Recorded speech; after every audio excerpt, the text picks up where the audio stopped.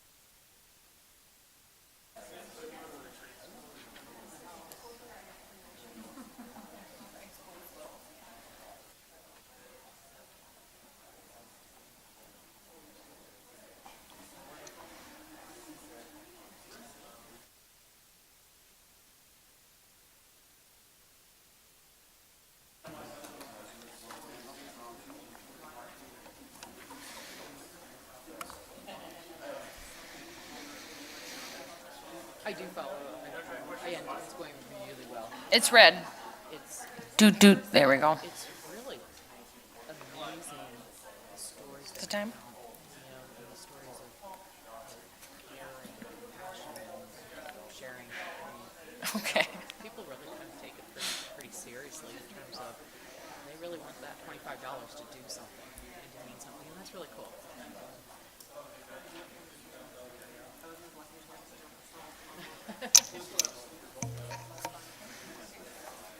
And our employees really, our team members really enjoy because we're pretty flexible on the day that we start distributing and all that kind of stuff. Yeah, so we did it on Friday, this past Friday, because it was the day before National Pay For Day. And basically, we all kind of understand. We try to make sure that there's coverage, but everyone knows what. Good evening, everybody. My name is Caitlin McDonald, and I'm the moderator for this evening's events. I just want to welcome you all to the event this evening and explain a few things about the process. We will begin at 5:30 with a debate with the 4 candidates for the Bismarck City Commission. Then we'll have a short intermission, and then we'll have the debate for the 3 candidates for Bismarck Mayor at 7 p.m. So candidates will provide a 60-second opening statement. All questions will be presented by our panelists. No questions will be taken from the audience at this event tonight. Questions will rotate with each candidate and who's starting, and we will have 90 seconds for their response. After each candidate has responded, there will be 3 minutes of allowed for crosstalk, which is more of the traditional debate. To close, each candidate will provide a 60-second closing statement. So for this event, we ask that there no applause, cheering, jeering, or booing, and so please remain quiet as this is a live televised event. We also ask that you turn off your cell phones, pagers, any noise-making and or illuminating devices, and we'll be starting in just a couple of minutes. So thank you again for coming, and we'll be starting just shortly.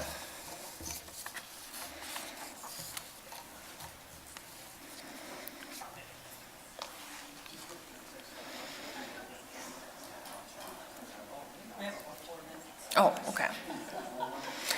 Every time you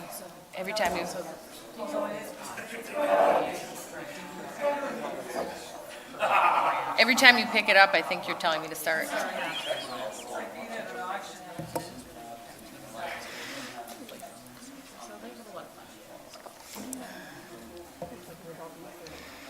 In a lot of ways, yeah, exactly. Exactly.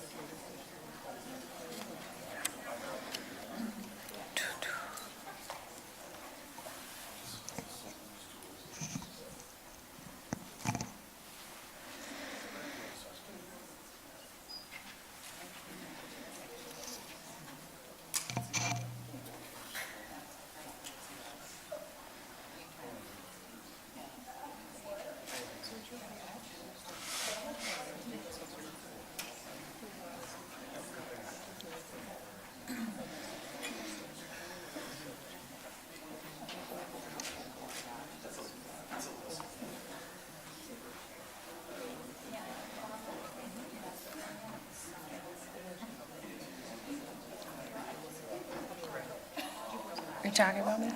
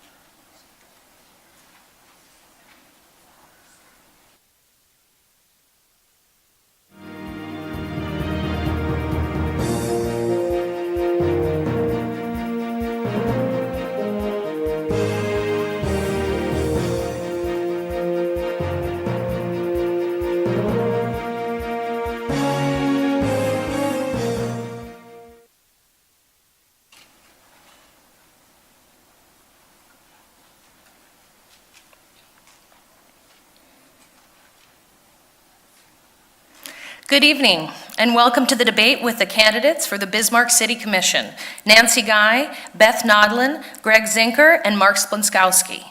This evening's debate takes place in the Russell Reed Auditorium of the North Dakota Heritage Center and has been organized by the League of Women Voters and Dakota Media Access in partnership with the Bismarck Tribune, Bismarck-Mandan Home Builders Association, Bismarck-Mandan Chamber of Commerce, and Bismarck-Mandan Board of Realtors. I am Caitlin McDonald, member of the League of Women Voters, and I will be your moderator this evening. Joining me on stage tonight and to put questions to the candidates are League of Women Voter members Catherine Sprincenatic and Robin Thorstensen. Our purpose this evening is to provide voters with information about the candidates and their positions on issues that affect the citizens of Bismarck, North Dakota. The candidates have not received any questions in advance, and the first responses to questions will be rotated between the candidates. Tonight's debate format is as follows. Each candidate will have 60 seconds to make an opening statement. Then after opening statements, the candidates will respond to questions from our panelists. Each candidate will have 90 seconds to respond to each question. After all candidates have responded to the question, we will invite them to engage in crosstalk, a dialogue about the issue raised, for no more than 3 minutes. We encourage all candidates to participate, and any candidate may begin in the crosstalk segment. After the final question of the evening, each candidate will then have an additional 60 seconds to make a closing statement. Candidates are asked to comply with our time restrictions so that we can get to as many questions as possible. Our timer tonight is Anessa Pfeiffer Johnson, and she will let you know when your question responses are down to 30 seconds, then 10 seconds, then stop. For the crosstalk segment, she will indicate when we are down to 1 minute and then stop. This is intended to be a respectful exchange of ideas and to provide the candidates with the best opportunity to discuss the important issues without distraction. So we ask that the audience here tonight to please reserve applause until the debate has ended and understand that cheering or jeering will not be allowed from the audience. So now let's get to our candidates. Each of you now have 60 seconds to make an opening statement. Ms. Nodlin, you may go first with your opening statement. Well, thank you, Caitlin, and thank you to the League of Women Voters and everyone who's here and watching. My name is Beth Nodlin. I am a small business owner and a commercial business building owner. I'm a homeowner. I am a community advocate and volunteer, and I'm a wife and I'm a mother. And I have started 3 businesses in Bismarck.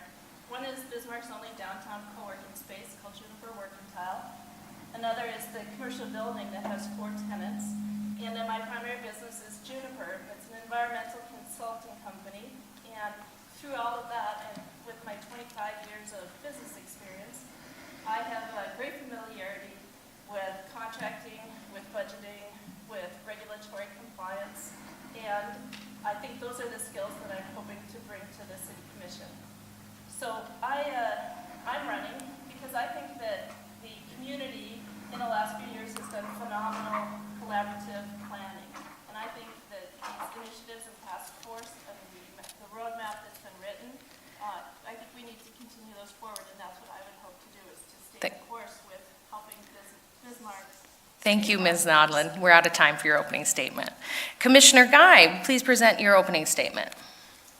Thank you to the League of Women Voters for this opportunity to discuss issues important to our community.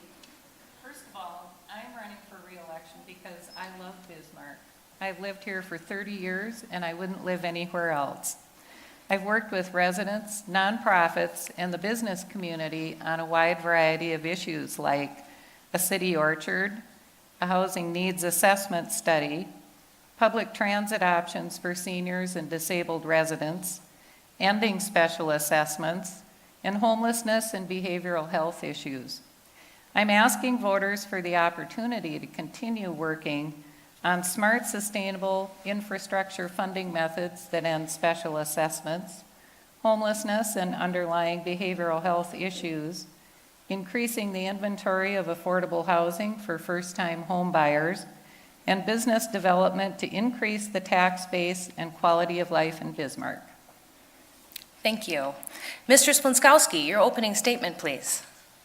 Good evening, everybody. My name is Mark Splonskowski. Thank you to the League of Women Voters for putting this on. It's very important for the voters to know who's running, to know as much about them as they possibly can. I've been here in Bismarck for 5 years now. I moved here to marry my wife and raise our family. We have one little girl and a little boy due here in 3 weeks. I started out working construction when I first moved here. Then I got a job working for Burleigh County as a tax appraiser, and that's where I'm currently employed at. The reason that I'm running is this city needs change. We've had the opportunity to learn more about the taxes, about the issues that taxpayers are concerned about, and it's through these issues and talking with taxpayers through the years that I've learned what needs to be changed, and I share these concerns with them.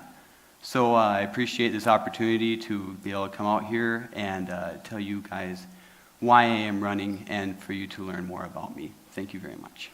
Thank you. Mr. Zinker, your opening statement. Thank you. Good evening. I'd like to thank the League of Women Voters for hosting tonight's debate. Thank those of you in the attendance and those of you that are watching from home. I hope that you find tonight informative for the June 12th election. I'm running for the Bismarck City Commission because Bismarck's an awesome place to live. It's the greatest city on the earth, and why would you not want to try to help run it? I was born and raised here. I'm very proud to call Bismarck my home. For 46 years, I've had opportunities to travel other parts of the country.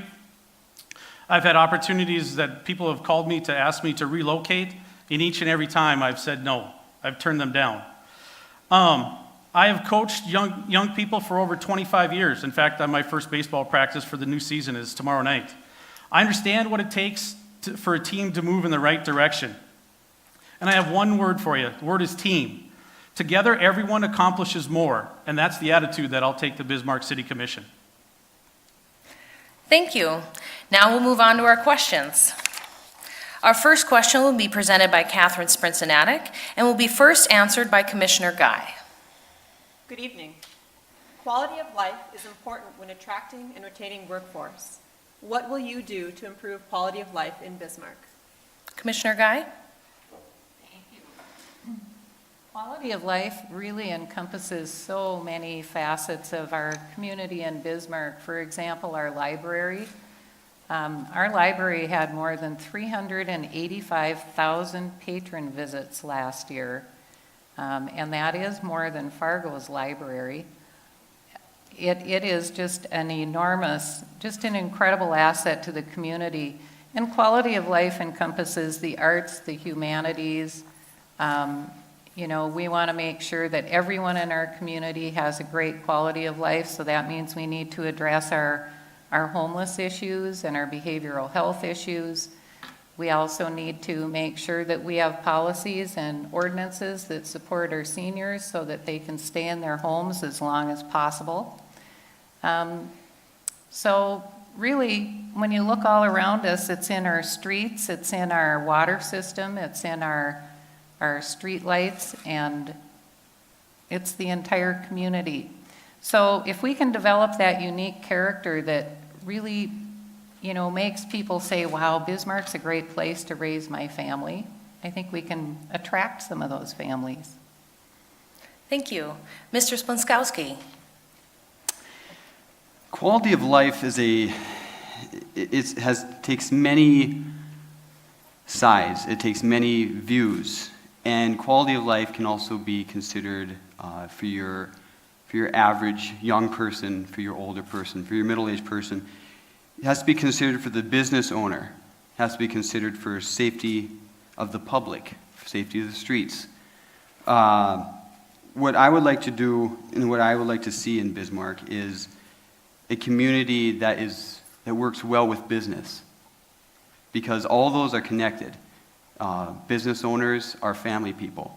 Business owners are mothers. Business owners are fathers. And those people need to make a living in order to feed their families. So we need to have Bismarck be a business-friendly place. We need to keep our streets safe. We need to keep them well-maintained. We need to keep a well-informed public, keep them knowing on the issues, the current issues, what the commission is doing, what the city is doing at all times, so that their voice is heard, so that their interest in this city that they have here can be protected and increased in the future. Thank you. Mr. Zinker, your answer. Quality of life. I think that's one of the unique things about Bismarck, North Dakota. We have a great quality of life, in my opinion. We have a river, vibrant park system. Our schools, whether it's Light of Christ Catholic schools, public schools, Shiloh schools, we have very good quality of life for our schools. We have 2 universities, University of Mary and Bismarck State College, that help those learning objectives further into the future. Quality of life. I think that we need to tear down just a little bit, talk more about affordable housing to make it more friendly for people to come to our community. Which affordable housing just isn't about buying a house, it's about being able to afford rent. I think the last statistic out there was that average rent in Bismarck is like $845 to $865. Somebody making $12 an hour, it's tough for them to afford that rent, plus if they have a child. We have a great park system. We have to work with collaboration through our governments that we have, whether it's the school board, park system, to make sure that we can keep that quality of life as high as we expect it to be. Thank you. Ms. Nodlin, your answer. Well, I am a business owner, and this is a major issue for me, and I think if you look at the surveys in Bismarck of other employers, that the attraction and retention of employees is one of the top issues. So what I do when I recruit employees is, when they come into Bismarck, or when they're here, is to show them our very vibrant downtown. I always provide them with the gifts that are made in North Dakota. I give them the Chamber of Commerce materials. When employees start here, we work really hard to help them find housing. We have lists of the landlords and renters. We bring them to the Historical Society. We take them to the restaurants downtown. We tell them about the sports leagues. We've sponsored curling teams, and we encourage them to get involved in the community. We always give gift bags to them that include things like tickets to the film festivals. We take them to the art alleys. So not only getting them here and trying to work them into the community, but then to keep them here. So part of that is paying them well, connecting them into other professional associations in town. We have the issues that were discussed of finding affordable housing, especially for people who are first coming here and don't know if they'll stay. The reality is if we can get people through the first winter in Bismarck, then we have a really good chance of retaining them. Thank you. We'll now open this topic for crosstalk. Anyone may start. Well, I would add that we connect people into religious communities, and we try and help them find any kind of a ethnic group or community that they might feel connected to. So I know that that's been brought up. We have such a vibrant sense of community in Bismarck. I've lived in 3 large metropolitan areas in 3 different states across the country, and we never felt the same sense of community anywhere else that we feel here. So when the opportunities arose to come back to Bismarck, we passed every one of them up until there was one here in Bismarck. So it's a really special place, and sometimes that's hard to describe. Yeah, Bismarck is a very, very special place. I didn't grow up in Bismarck, but I moved here. I always wanted to live in Bismarck, even when I was a kid. My sister married a fellow from out here, and I grew up coming out here to visit them. And I remember when I was a kid driving home one day, I told my dad, I said, "Dad, someday I'm going to live in Bismarck." He's like, "Why would you want to live out here?" I said, "It's a wonderful place to be. It's beautiful. It's family-oriented. It's a close-knit community. It's a very special place to be." So I think that's probably something that all of us can agree on, is Bismarck has a very close-knit sense of community. Would anybody else like to add anything for this crosstalk segment? I would would like to add that I think that the reality is being a Bismarck native, is that when you're from here, it is a really close-knit neighborhood, but we have a problem of people trying to break into our close-knit networks. And so I think a really important thing is for us to focus, if we're going to grow, we need more people, and so we have to figure out how to be welcoming of a diverse workforce. So I think we need to open up our networks a little bit. Sure. I think we'll find that workforce is going to be our major issue in the next 3 to 5 years, just because of, in the skilled construction industry that I've worked in over almost 3 decades now, it's always been a battle to find that new row of army of guys, so to speak, that's going to, or people that are going to work in that construction industry. Who's going to build the buildings? Who's going to plumb the houses? Who's going to put air quality in my homes? Who's going to provide the infrastructure for growth for the city? Those are all people that running a track hose is not an easy thing to do. Thank you. All right, we'll move on to our next question. Mr. Splonskowski will answer first. Good evening. In order to support a positive business environment, what specific changes or improvements would you propose? I'd propose speaking with the business owners. We need to sit down as individual commissioners and as a commission, talk to the business owners of all areas, whether it's development, whether it's construction, whether it's store owners, restaurant owners, cafes. A lot of breweries have been popping up here and there. We need to speak with the business owners and realize what restrictions we're putting on them, if we are putting them on them, and get rid of those restrictions if they are not necessary. We need to talk with area developers and see what regulations are not necessary, what regulations do not affect the safety of the home buyer, because that's number one, is safety. We have to make sure that our home buyers are buying safe homes. But we also need to make sure that that initial cost is as low as it can be while still maintaining the quality and the safety of the home. So we need to talk to business owners and make sure that we are doing everything we can as city government to work with them and to make Bismarck as business friendly as we possibly can, while still maintaining safety code and making sure that we have quality products. Thank you. Mr. Zinker, your answer, please. Well, the business environment is what's going to drive the city, whether it's manufacturing, whether it's building homes, whether it's people pouring concrete. When I talk to people, I hear a lot of, hey, there's a little bit of red tape here. This ordinance doesn't quite make a lot of sense.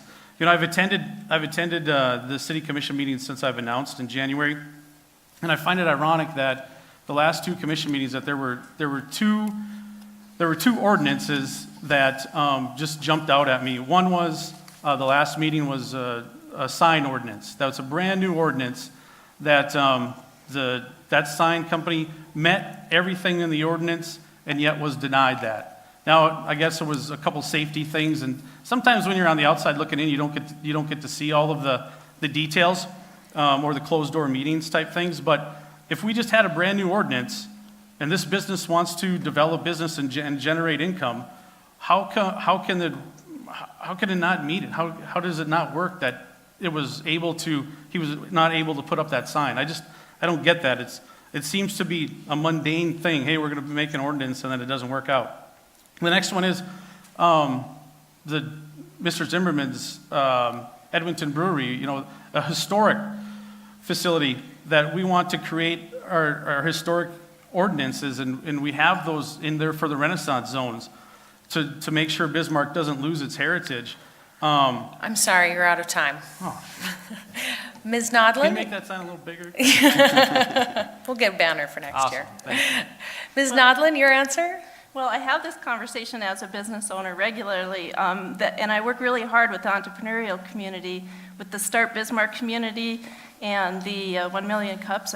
I've encouraged organizations to use my space, the Workentile space, to kind of foster that entrepreneurial spirit.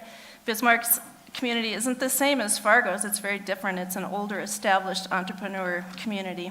I've worked really hard with the schools to do career training to try to grow our own so that children or students who want to stay in Bismarck and have careers in the sciences or the humanities know that they have jobs here.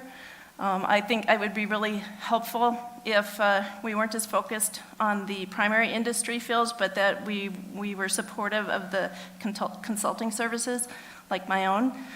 My industry, which is a multi-billion-dollar industry, works in red tape and in compliance with regulation. So I'm pretty well versed in where it can be cut, where it should be cut. And so that's part of what I think I could bring is that's what I do.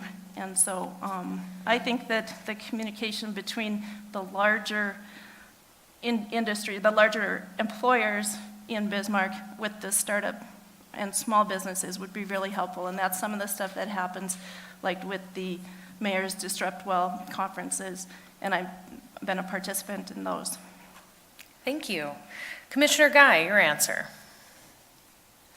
Well, I think a really great place to start supporting a business environment is through the Bismarck-Mandan Chamber and the Bismarck-Mandan Development Association.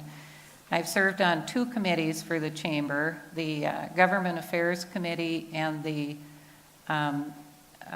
Infrastructure Subcommittee of the Local Issues Committee, too. And I think that what I hear in those committee meetings is one of our #1 issues is talent attraction. That's getting people here to fill all of the jobs that we have open in Bismarck, and they range from medical positions to engineering to service to retail. They're really all over the board. And in fact, last week when I was at the Housing Finance Agency's State Housing Summit, Elliot Eisenberg, who's a nationally known economist, was saying that he felt that our biggest problem in Bismarck, he loves everything about Bismarck's economy, but our biggest problem is talent attraction and finding people to fill those open positions, because if you can't hire people, your businesses can't grow. And if there's no one to hire, you can't start up that business. So along with that, we also need infrastructure to support business expansion and new businesses. And we need, and the new neighborhoods that we need for the new employees that are coming to town. And, you know, increasing affordable housing. Sorry, you're out of time. We'll now open this topic for crosstalk.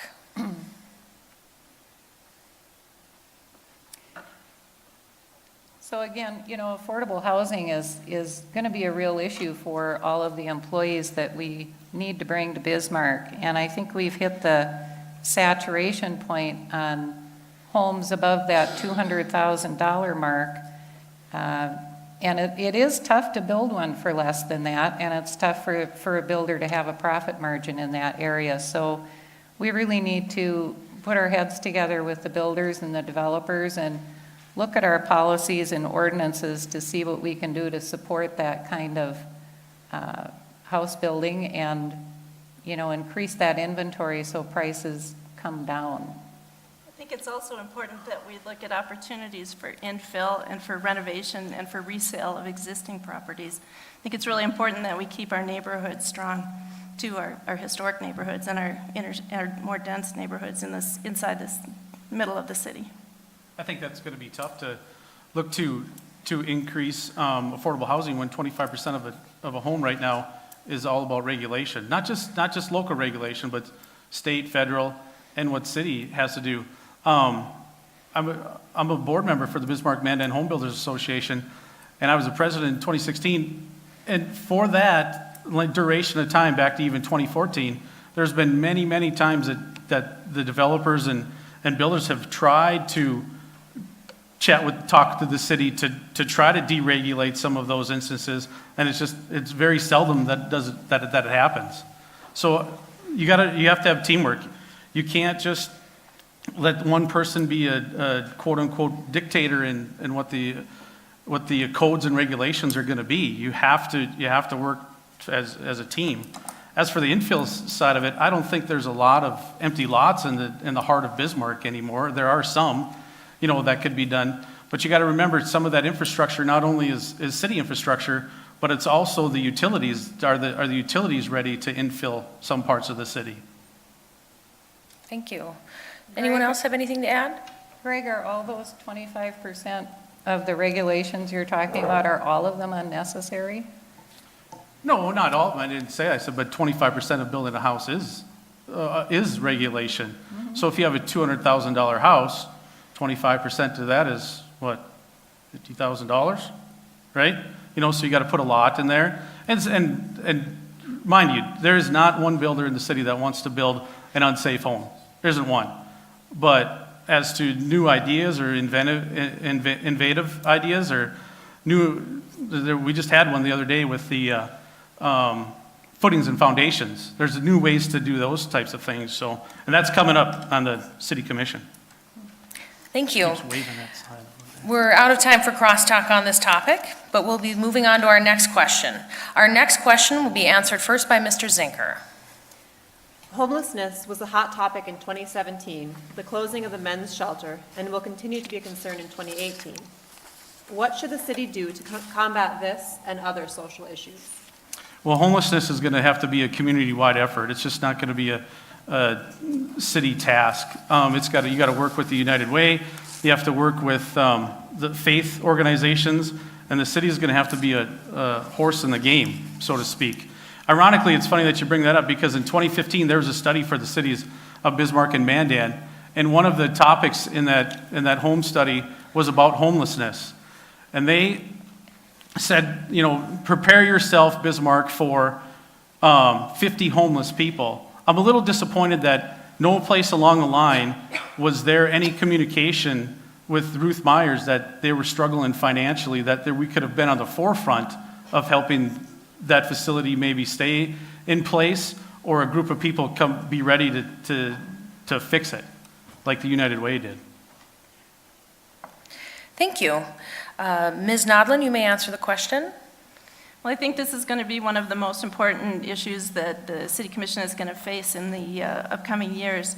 And I think that there's already been a lot of work done. There's a very collaborative effort happening in the community with a lot of the nonprofits. And there's also there is the homeless coalitions at the state level, so to speak, and the community level. Some of the shelters that have been open are doing well, and they're working on employment issues. I have a downtown office, and I see people on the street every day, and I park next to the shelter that's been set up. And I think that the work that has started and the support from the nonprofits in Bismarck is crucial. And then we're going to have to find out what help will come from the county as well. So there's going to be also intergovernmental agency cooperation that we're going to need to look into. I think the other issue that we have to deal with that's underlying with the homeless issue is the addiction issue.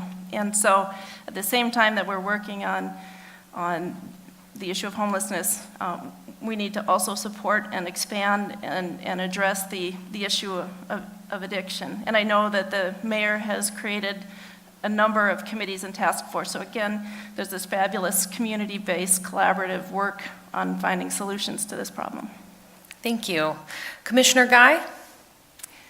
I've been working with the Missouri Valley Coalition for Homeless People for 2.5 years now, and I'd like to see the city appropriate more over time, because I think the more that we participate with the Homeless Coalition, the nonprofit service providers, county government, the city of Mandan, the state of North Dakota, we can get all of the moving pieces that it takes to address the homelessness and underlying behavioral health issues. We can keep those pieces moving and help these people get back into a more productive life. United Way has decided to continue offering emergency sheltering services for several years. So I'm looking forward to working with them to, kind of plan out how that's going to look and where it will be located permanently and how it's going to work out with the Homeless Coalition and other providers.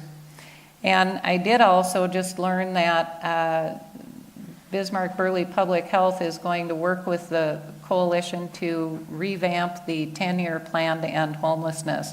The current 10-year plan is up this year, so there's a lot going on. Thank you. Mr. Splonskowski. I think that it is a community effort. People need to come together to try to fix this problem. We need to talk to churches, we need to talk to nonprofits, of course, but everything's connected. When you cannot find affordable housing, like Mr. Zenker said, you know, the average rent is $800 a month. You know, when I was first married, when I first moved here, you know, I'd have been starving to death if my wife didn't have a job as well.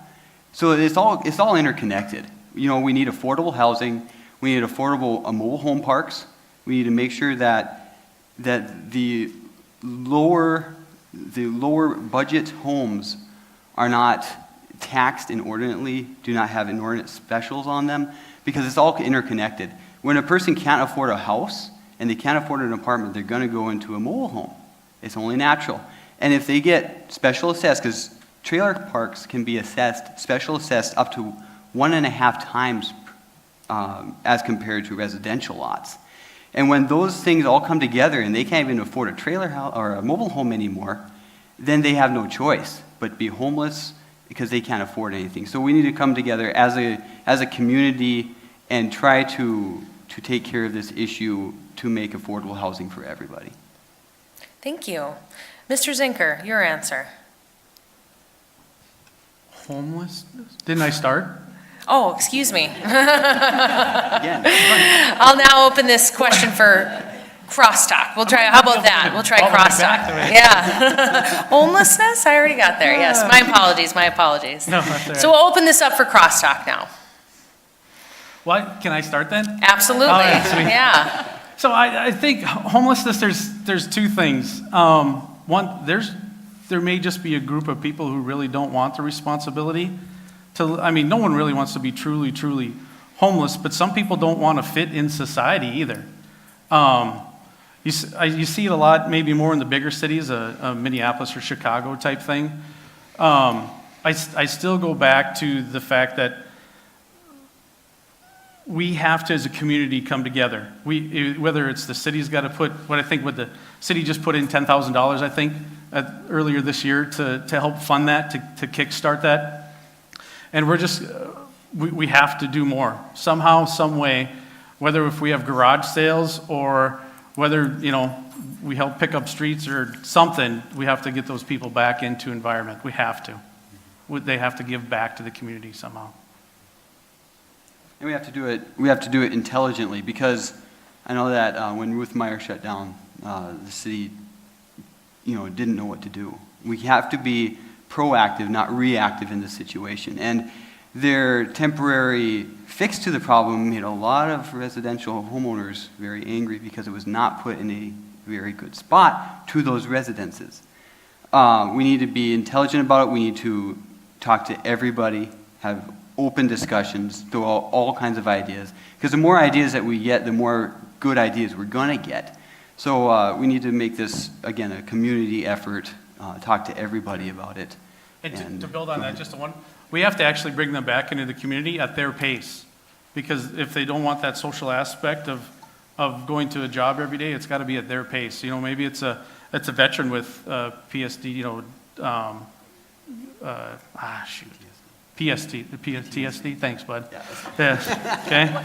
You know, so there's those issues that we got to take, or it's a drug addiction problem that caused them to go back to the street. We have to do it at their pace, not because everybody in this room and everybody watching at home, we have a quicker pace than some people. It's just a roll up your sleeves and get it done type thing. So I think we just need to be compassionate to them. Thank you. One of the things that I think that we should look at too is the issue of increased funding. Where is that going to come from? I mean, the counties have a lot of responsibility for the social services, but it's certainly having an impact on this city budget with increased police calls and patrol activities. an emergency situation. So it is a real issue in the city, with the city budget. So we're going to have to find somewhere, and I don't think rummage sales are going to do it, but I think we're going to have to find somewhere and some avenue to fund some of this through the city. Thank you. We're out of time for crosstalk on that question. The next question will first be answered by Ms. Nodlin. A 2018 Community Health Needs Assessment led by Bismarck Burley Public Health showed that the availability of mental health providers is of high concern to residents and stakeholders. Also, the survey showed that obesity remains a concern over the past 3 years. What can the City of Bismarck do to make an impact on these two health issues? Well, I think the city and some of the nonprofit organizations have done a lot about getting Bismarck active and creating great trails and great parks and promoting activity. The question of the availability of health services. Did you say mental health services? Mm-hmm. So I guess one of my concerns is that along with addiction and behavioral issues that we have. I mean, I come from this from a really personal place. I have a child with a intellectual disability, and so I'm pretty intimately aware of the services and that are available in the community, at least for the child, for children, and I've learned a great deal about what's available for adults, and so I think that. This is a pretty important issue that I know that that Sanford and CHI and St. A's have been working collaboratively with the city. So I guess I would like to know. I'm not familiar with that report, and I would like to see it, I guess, first. But I think that the question of providing health services, including addiction services and mental health services, is paramount. It's kind of where I'm living in the future. Thank you. Commissioner Guy, you may answer the question. Thank you. I think that we all recognize, after hearing on the news last week, a report from a consultant reporting to a legislative committee that North Dakota does not do a very good job in delivering mental health services in general. There's been a big transition from county-funded social services to, being handed over to the state, and a change in our property taxes in the meantime to go along with that. And the city hasn't had a lot to do with delivering mental health services. Now, that doesn't mean that we shouldn't, try to coordinate with that community. Certainly our public health department is getting involved in behavioral health issues that the mayor has brought up in his task force. And again, that relates a lot to our homeless issue. So, I think there's a number of ways we can look at it. Public Health and Sanford just did another community health needs assessment, and homelessness really sort of bubbled to the forefront in that study, or in that survey of residents. So the two issues really go hand in hand, and it'll be interesting to see what Public Health and Sanford come up with that they can partner on. Thank you. Mr. Smonskowski. I think that this is an issue that can be helped by the city, but it's also it's a community issue. It's also a family issue. I know that we have adults with mental issues, with physical issues, but we also have young children. We have teenagers who have these same issues, and on that level, that needs to be taken care of in the family, and it needs to be encouraged and helped by the city so that they can afford the services that they need, so that they do get the love and the care that they need. And they need a sense of purpose, a sense of accomplishment. Whether they're young, they're old, they need to have a purpose. Because when people have a purpose, if they have physical issues or mental issues, it is absolutely amazing what a person can achieve when they know that they are special, when they know that there's only one of them, that when they are a creature created by God and they have incomparable value. And when they have that sense of value, that sense of accomplishment, it helps them to try to push themselves, helps them to try to be a better person, and to improve their own situation and the situation of those around them. Thank you. Mr. Zinker? Mental health services, well, I think the first thing we have to do is we have to admit that there's actually a mental health problem out there and not use our police force to try to solve some of those issues. Sometimes I think inadvertently that those people get arrested for crimes that their mental health caused them to have, whether it's homelessness and they're sleeping on a park bench or underneath a tree someplace. What caused that? The other thing is through education. We have to really work with our school systems to make sure that we're letting moms and dads know out there that, hey, if you see this from your child, this is really more of a mental health issue than it is being a disorderly child.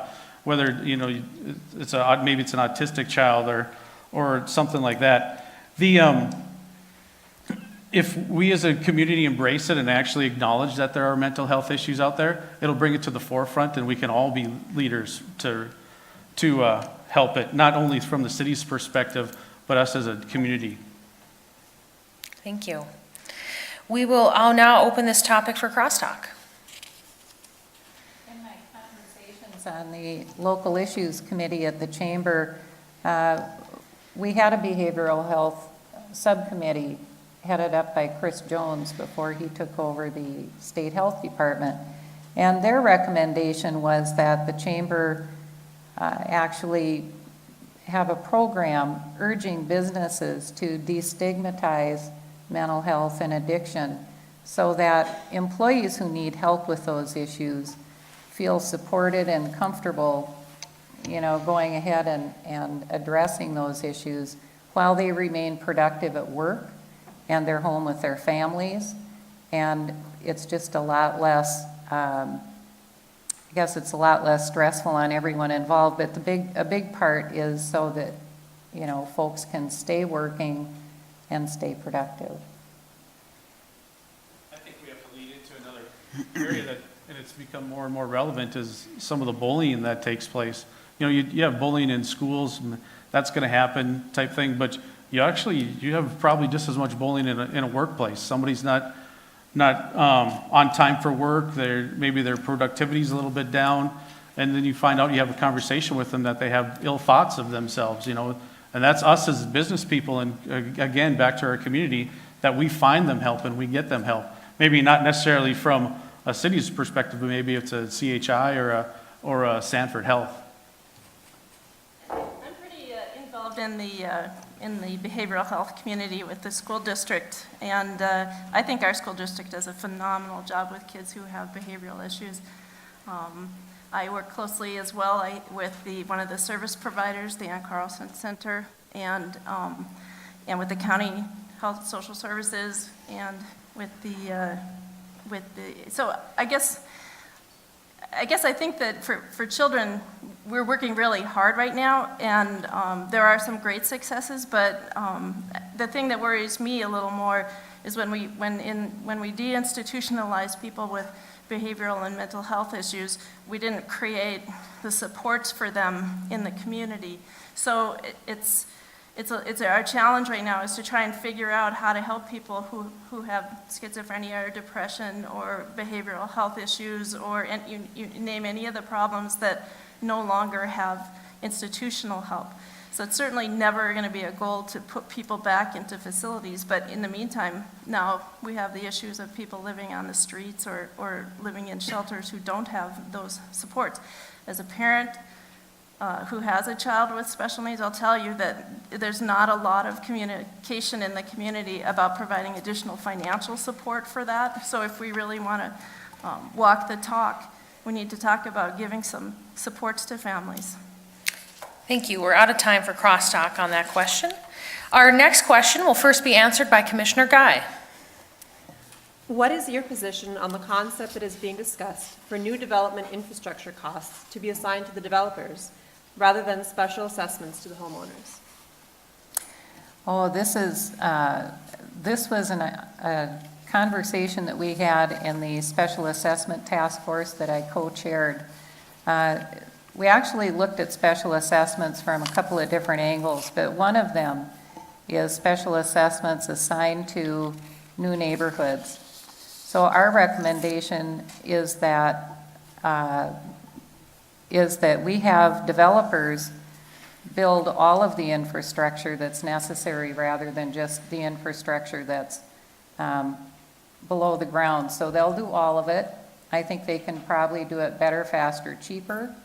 If we are not special assessing those projects, we can probably knock at least 20% off the cost of it. We're not paying bonding costs and administration. And then as those costs are divvied up amongst the lots, home buyers can roll that into their mortgage, and they'll get the mortgage interest rate deduction on their taxes. And they won't have this separate special assessment out there kind of hanging over their heads, contributing to their debt-to-income ratio when they go to get that mortgage on the house. So I think it's a win-win for everybody. Thank you. Mr. Splonskowski, your answer. I think that's definitely something that needs to be talked about. We need to talk to developers about it. We need to talk to home builders about that, and really try to crunch the numbers as accurately as we possibly can to see what is the greatest benefit to the developer and to the consumer. Because in the end, the developer is a business. They have to make money. They have to feed their kids. So they have to roll their cost into the cost of the home. It's the way it is, whether that goes through special assessments or through the initial cost of the home. If it costs the developer directly more money, it's going to go into the cost of the home. So that's something that needs to be looked at. The numbers need to be crunched. We need to look at the benefits and the drawbacks of each side and determine which one, again, is the best for developers and for the home buyers. Because if development is restricted, if development is held back and it costs them more to develop, it's going to de-incentivize developers to continue building. However, you want to make the house as affordable as possible to the end consumer so that these people can afford to buy these new homes. Thank you. Mr. Zinker. Well, I think infrastructure's, if we can get rid of specials, I think it'd be a good thing, as long as it's fair for all the developers. And as long as it's fair that any infill that takes place within the city of Renaissance zones or older parts of the city. One thing you're going to look at is there are developers out there right now that do that. They pay all the upfront costs and they just add it to the price of their lots. There are a couple out there that use some of the city resources that they have so they don't have to take all the out-of-pocket out. There's one developer that's got $8 million invested into a project and hasn't even broke ground yet. So, you know, he's looking at, okay, what's the next approach? You know, granted, that's a lot of lots and things like that. And then we just can't talk about specials on new construction. We also have to talk about specials on existing roads. For example, how many roads repair maintenances are out there that homeowners are going to get special assessed for? So if we're going to talk getting rid of specials for infrastructure on new development, then we have to have that conversation for the entire city. So that way it's fair for everybody. Thank you. Ms. Nodlin, your answer, please. Well, I agree that we need to look at the equity across the whole city. And one of the things that I'm particularly interested in is some of the work that the governor's been doing with his Main Street initiative that looks at the costs to the city related to sprawl and development. And I know from looking at a lot of the surveys and questionnaires that have been done of Bismarck residents of what are your biggest concerns, one of the highest ones is sprawl. So while we are going to keep growing and we're going to need the neighborhoods, we need to look at that. We need smart managed growth. we need to know if developments are going in, do they have the tax base and do they have the revenue stream to support the infrastructure that needs to go in and to maintain it over time? And that's one of the governor's interesting questions that he's asking of communities, and I think it's a good one for Bismarck to look at. I also think that the same needs to be said for the great growth on the north side, the corridor on the north side. It's phenomenal. We have great economic development, and we have our vibrant, thriving downtown. So I don't think it's an either or, that it's a zero sum, one or the other wins and the other loses. I think we have to really carefully plan and have smart growth for where Bismarck and how Bismarck continues to grow. Thank you. We'll now open this topic for crosstalk. Well, the input that I have from developers on the special assessment task force was that they were in agreement that getting rid of special assessments on their new developments was a good idea. They were concerned, and it makes sense, they would like to see it phased in over time because, as you know, these projects start years before the first foundation is, the first basement's dug and the first foundation is poured. So they have their cash flow worked out a certain way. So I don't want us to ask them to change horses in the middle of the stream. So it would have to be something we'd have to work with them to phase in. We also talked about special assessments as it relates to the street improvement districts and the maintenance on streets. And so there are some interesting opportunities for other kinds of funding, but they are not available to us unless we work with our legislators to create them. So, a street utility would be really great in concert with a sales tax, and that spreads the cost of it evenly. We would never have to have a special assessment again for street maintenance. Thank you. Would anyone else like to add something? So if developers take care of the special assessments on new properties, okay, we got that. So we're really not getting rid of special assessments. We're just going to fund it differently. So it's not like, you gotta be careful because you want to give the impression that, hey, we're going to get rid of special assessments and then all of a sudden we're going to lower your taxes because we still need to pay for those existing streets. We're just going to collect them in a different means. Maybe it's more of a budget-friendly scenario. Instead of getting a specials bill for $4,000 or $6,200 or whatever in some of the street districts that are being repaired now, maybe it's $100 over, or whatever. But you got to be careful because there isn't a hole in the middle of Bismarck where we can just go get cash and just do whatever we want to do. We're reallocating where we're going to collect those funds from. Thank you. Anyone else? Yeah, I think that special assessments on existing homes, existing properties has to be re-looked at because there are homes out there that are all of a sudden slammed with inordinate amounts of specials. For one instance, there's an empty piece of land, completely unbuildable. It's a draw. There's a stream running through it. He got slammed with $19,000 worth of special assessments. He just went default on his taxes, gave it to the city. People are basically getting their properties taken away from them in rare instances, but it is happening. So that needs to be looked at seriously and reconsidered to see what our options are. Thank you. We're out of time for crosstalk on that subject. Our next question will be answered first by Mr. Splinskowski. What is Bismarck's biggest financial challenge, and how do you propose it should be addressed? I think our biggest financial challenge right now is unwise spending. We need to re-look at our spending habits, what money is being spent on, what our priorities are with the money that is spent. It's just overall, I am all for, and I am greatly happy that we have a strong downtown. We need a strong downtown. It is very good. However, we need to take a lot of that money that's being poured into downtown and leave downtown to the private sector. Leave it to the individual businesses to grow and to succeed as business people, and put that money into this, back into the city, back into the residences that need it.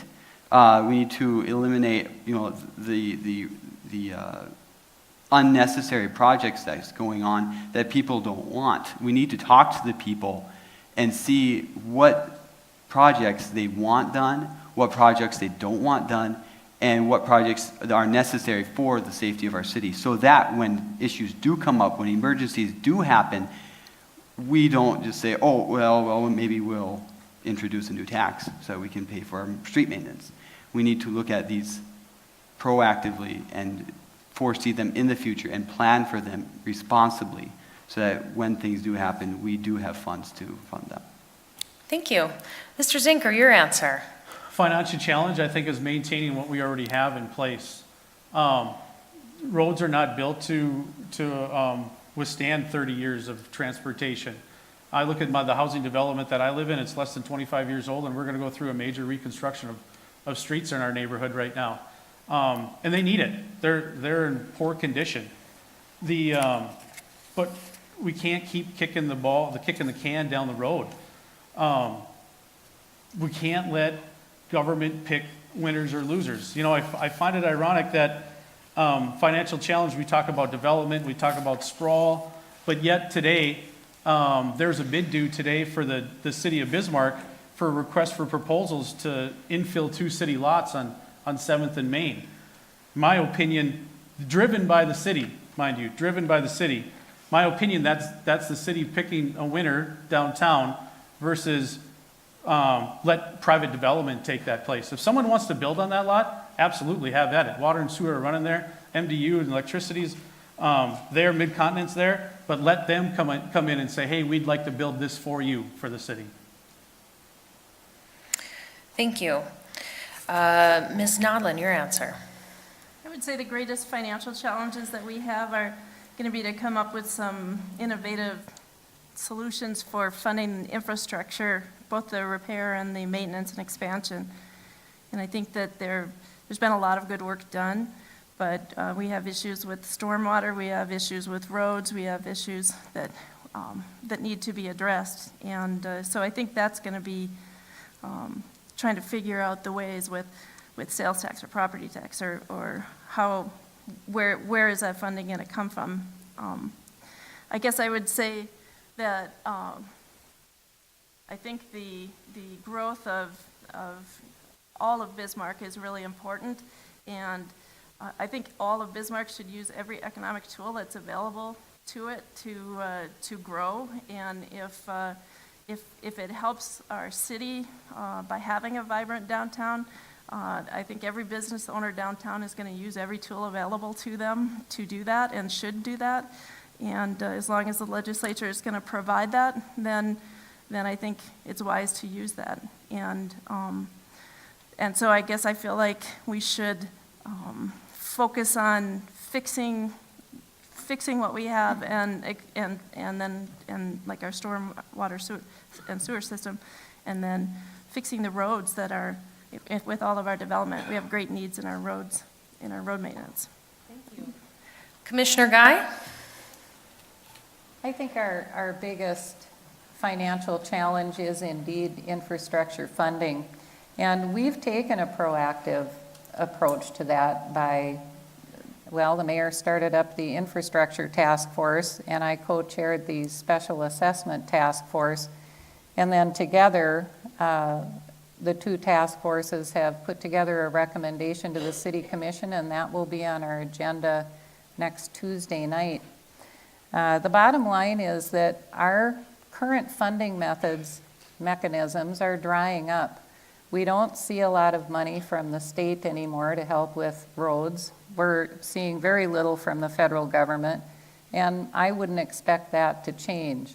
So we need to stand on our own 2 feet. We need to be innovative about how we're funding this, and we need to make sure that it's fair and equitable for everybody who's paying for it.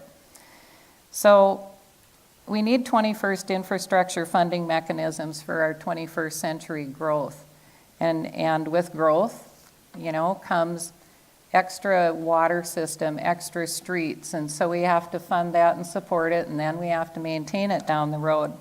So in order to be good stewards of our assets, we don't want to defer maintenance. We want to make sure that we're funding everything adequately and taking good care of it. We'll now open this topic to crosstalk. The RFP that we put out on that empty lot downtown actually was to spur development. This isn't the city going to build anything there. We put the RFP out so that we could see if there were developers out there that had some ideas about what would fit there, whether it's multifamily housing or, some sort of entertainment or retail or something. But that lot has been sitting there unused, and it's not been producing taxes. So it'd be really great if a developer could come in and put something really useful there and have it start generating some income. So I don't view it as picking a winner and a loser. I view it as taking something that's been useless and turning it into something useful. But it was driven by the city, right? It was, right, okay. But the city also owns a strip mall to the west of the event center that we're not getting any rent revenue from because it's empty right now. Because that was going to be a 5 South project that was going to happen. It's not entirely empty, but you're right, it was part of 5 One out of South. 6, I'd call it empty, but yeah, you're right. Anyone else? I think that, I don't know that we have a revenue issue. I think we have a spending issue. People, I keep hearing people saying, we'll just increase sales tax. We'll just increase sales tax. Sales tax nationwide is down every year. Online shopping is affecting that drastically. So that de-incentivizes people to buy things locally.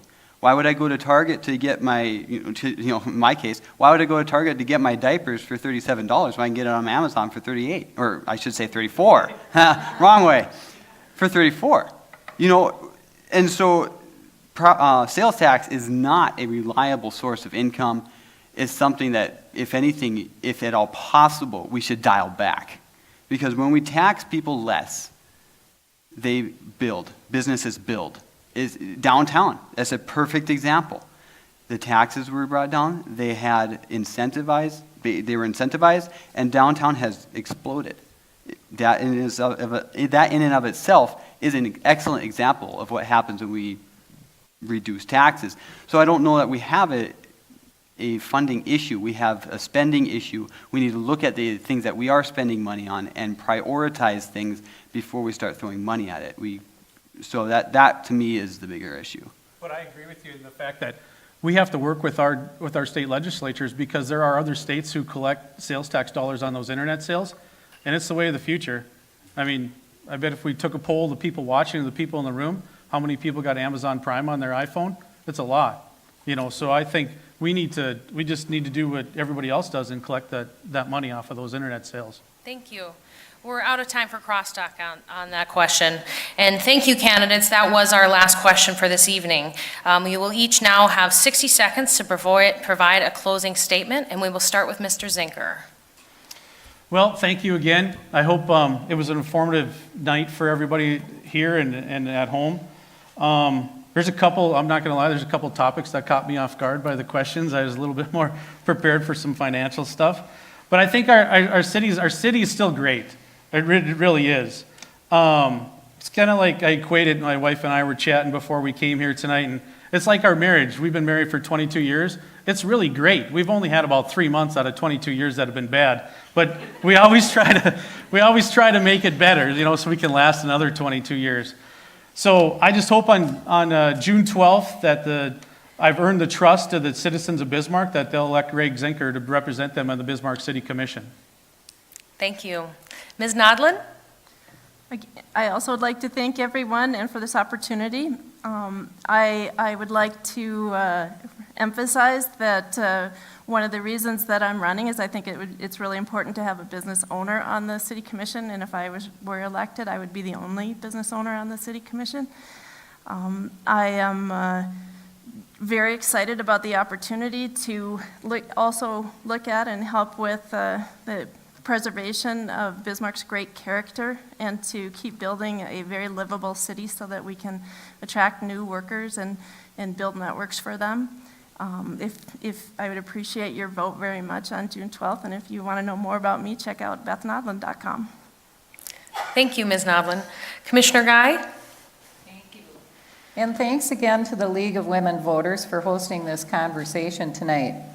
We've discussed important issues here, and I hope my answers have given voters a sense of my views and my vision for the next 4 years. I think the two most important issues to tackle are affordable, attainable housing and sustainable infrastructure funding methods. We need to increase the inventory of affordable homes so we can attract workers with their families to fill the thousands of open jobs in Bismarck.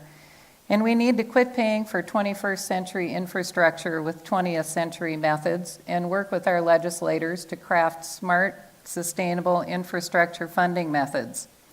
These issues affect the ability of our community to grow and thrive, and I'm committed to working on both. It's been my honor to serve the residents of Bismarck these past 4 years, and I'm asking for your vote to continue serving our community on the City Commission.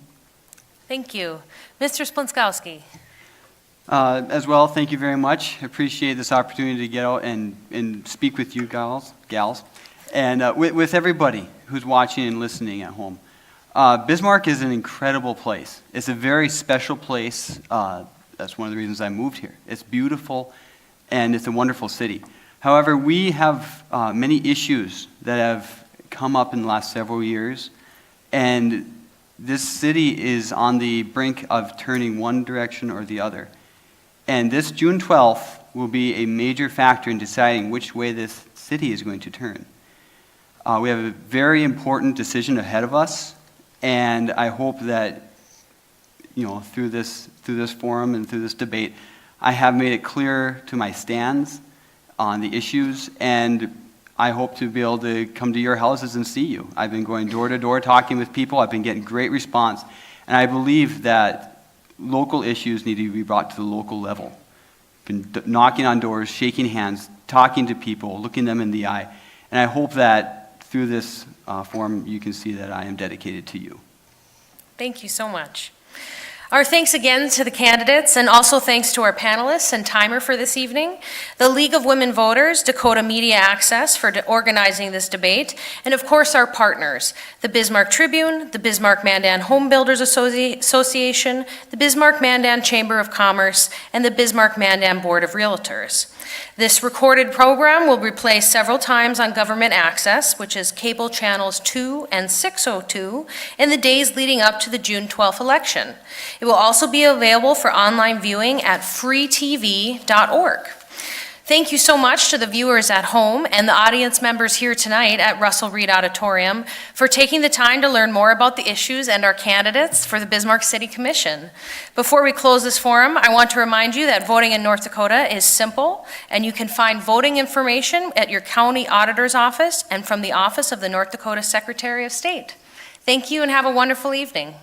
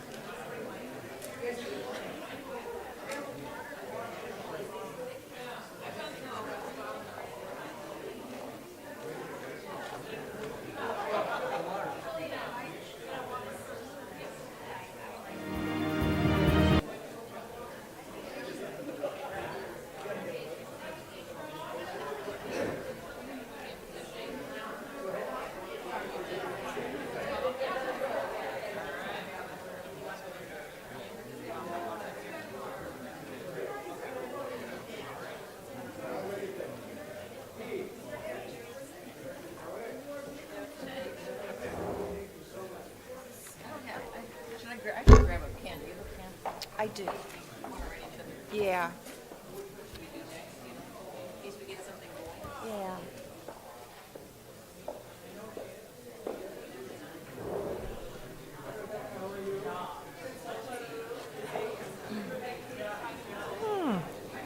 Hi. I Your know. hair is getting so long. It Oh, looks so nice. Thank you. You look gorgeous. You ready? Yes. All right, good, Yeah, I really like Such a having nice the. setup. Yeah, this Oh, and is a she's nice. doing such a She's good great, job. and I like having another. She's just focuses I know. on that, and then we focus on the questions. I like the way that's divided up. Yeah, That yeah, I works think so out too. really well. We learn as we go. Yeah, You guys got your questions all figured out? I think You just kind of bounce back and forth? yeah.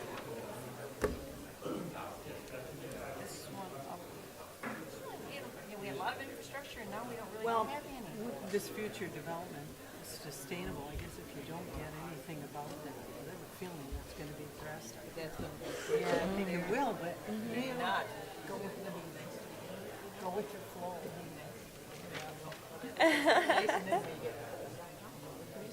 Oh, that'll get people.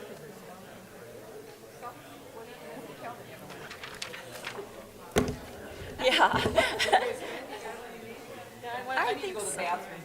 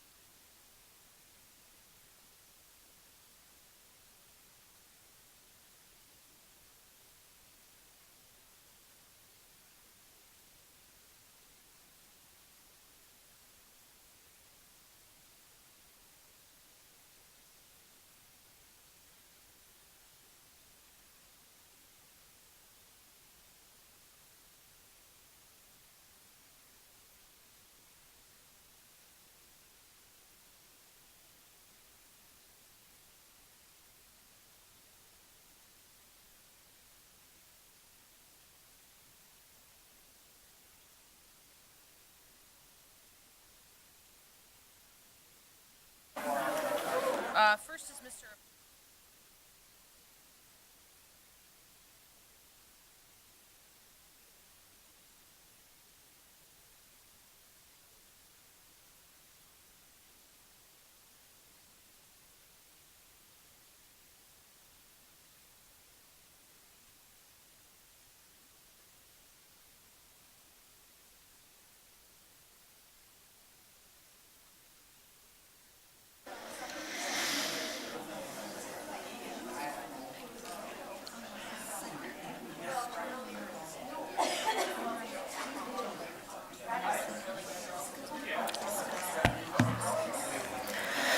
Good evening. Welcome.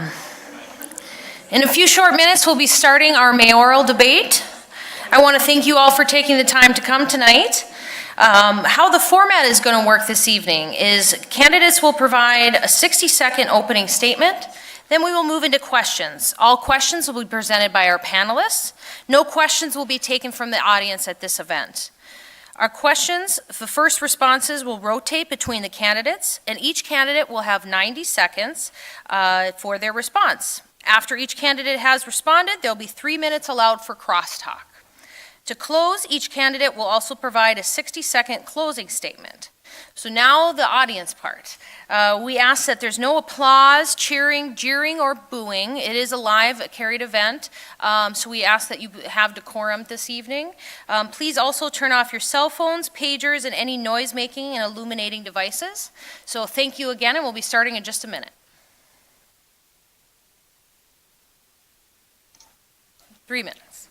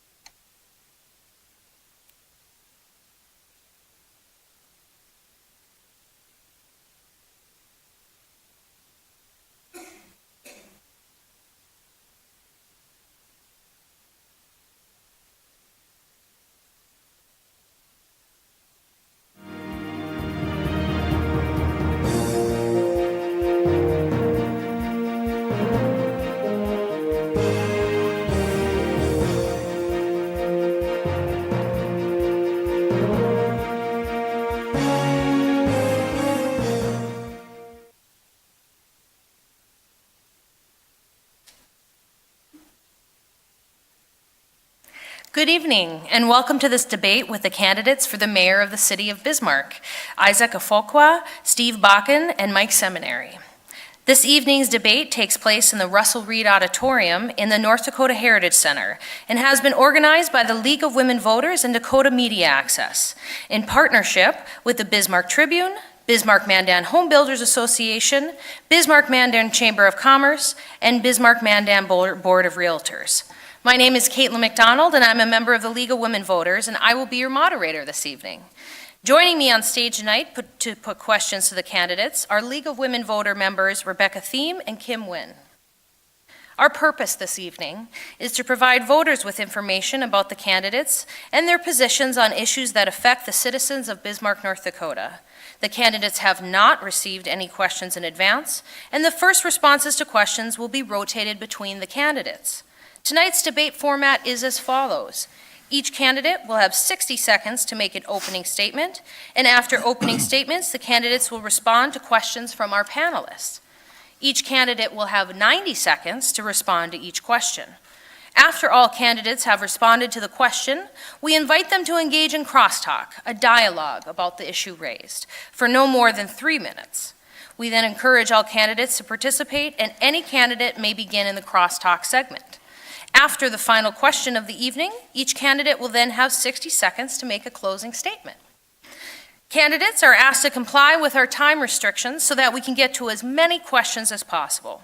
Our timer tonight is Anessa Pfeiffer Johnson, and she will let you know when your question responses are down to 30 seconds, then 10 seconds, and then stop. For the crosstalk segment, she will indicate when we are down to 1 minute and then stop. This is intended to be a respectful exchange of ideas and to provide the candidates with the best opportunity to discuss the important issues without distraction. So we ask the audience here tonight to please reserve applause until the debate has ended and understand that cheering or jeering from the audience will not be allowed. So now let's get to our candidates. Each of you will now have 60 seconds to make an opening statement. Pastor Afokwa, you may go first with your opening statement. Thank you. Thank you very much for hosting us, and every one of you that is here today. I want to say that folks that are on Facebook, you are welcome. I'm a pastor. My name is Isaac Afokwa. I am running for mayor of Bismarck, this great, wonderful city. I am a native of Ghana and a proud American. I am glad to be a citizen of this great city, Bismarck.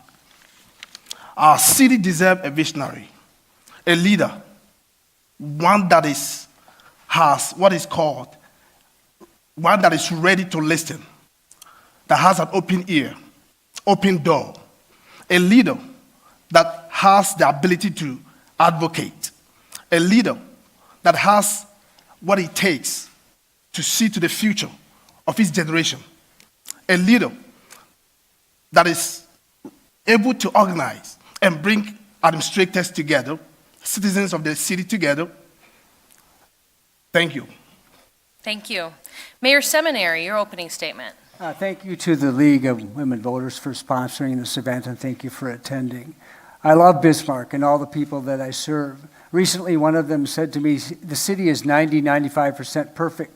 I agree with that. The last 4 years, Bismarck has been highly rated nationally for how safe it is, how well run it is, affordable. It's a fantastic place to start a business, raise a family. To get to 100%, it will require that we collectively in partnership address these issues: homelessness, transit, behavioral health and addiction, and that we agree on a funding mechanism that is conservative, sustainable, fair, and equitable for our growing city's infrastructure needs. And we need a mayor that is experienced at leading the city. And that's why I am running, and I ask for your support this June. Thank you very much. Thank you. Mr. Bakken, your opening statement. I was in broadcasting for 34 years. That afforded me the opportunity to be a good listener, and I think that's part of what we need right now in Bismarck. City government, to me, is about relationships and having the relationships with the community, both the county, the school district, our local legislators, business community, and the taxpayers of the community, the residents of the community. In my opinion, some of that's lacking right now. We need some better leadership to move forward with the city of Bismarck and take us in a direction that meshes with the values and the morals of being a Western city, and enjoying the opportunities that that has and make Bismarck the best Bismarck can be. Part of the reason that I'm running is to help facilitate that and move the city of Bismarck forward in a direction that meshes as a caretaker to the taxpayers of the community.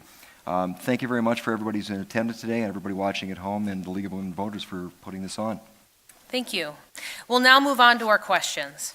Our first question will be presented by Rebecca Thiem, and will be first answered by Mayor Seminary. Good evening. As Bismarck's population grows, what are your ideas to work toward future development that is sustainable? First of all, the city does have a growth management plan that is in place. We are engaged as we speak with very productive conversations with our development community and all stakeholders. One of the things we have to be conscious about is as we grow our city's footprint, the costs for all of us go up forever. So that we must then make sure that what we're doing is fair, equitable, sustainable, and fair for everyone. And I believe the discussions that we're having will lead to that. Additionally, we just hired a consultant to help us determine what are the fair rate structures that we should enact, if any, in the city as we grow. And that's exactly what we need to be doing now. Thank you. Mr. Bakken? You know, when you look at the footprint of Bismarck, I think we've failed a little bit in that long-term planning, that long-term vision of the city of Bismarck. If you take a look at the city map, it is one of the most gerrymandered maps I've ever seen in my life. That doesn't afford long-term growth that's successful. You wind up with a lot of ad hoc projects, and ad hocing anything is expensive. That causes extra cost, incurs extra cost for the taxpayers. We need to build a level playing field for the business community and let the business community and private investment grow the community of Bismarck. It needs to be organic, and if it's not organic, it's not going to be successful. Part of doing that is having those relationships that I mentioned earlier. When you have the better relationships and everybody on the same page, the city of Bismarck can function better within the community of the county, the state, our neighbors across the river, and everybody's more successful. It's a heavy lift. We've got a lot of things on our plate that need to be addressed in the city of Bismarck, and it's those cooperations and those relationships that have been lacking a little bit that are going to get us over that next step moving forward. Thank you. Mr. Afokwa? Thank you. We have an issue here in Bismarck. Matching growth with infrastructure. Our city is growing daily. Every year we have Bismarck growing 16%. But infrastructure to hold it up is not doing well. I'm running because I have what it takes. And I believe that Bismarck can do better. I'm ready to help out and make Bismarck become great, and great one more time. I want to assure you that if I'm elected, I will bring in investors. I will encourage entrepreneurs to step up in this city to help us build it up together. What I do as a pastor every single day is talk to citizens in our community. All they are crying for is that they don't have the facilities they need. And as a result of that, the city is not doing the best it's supposed to.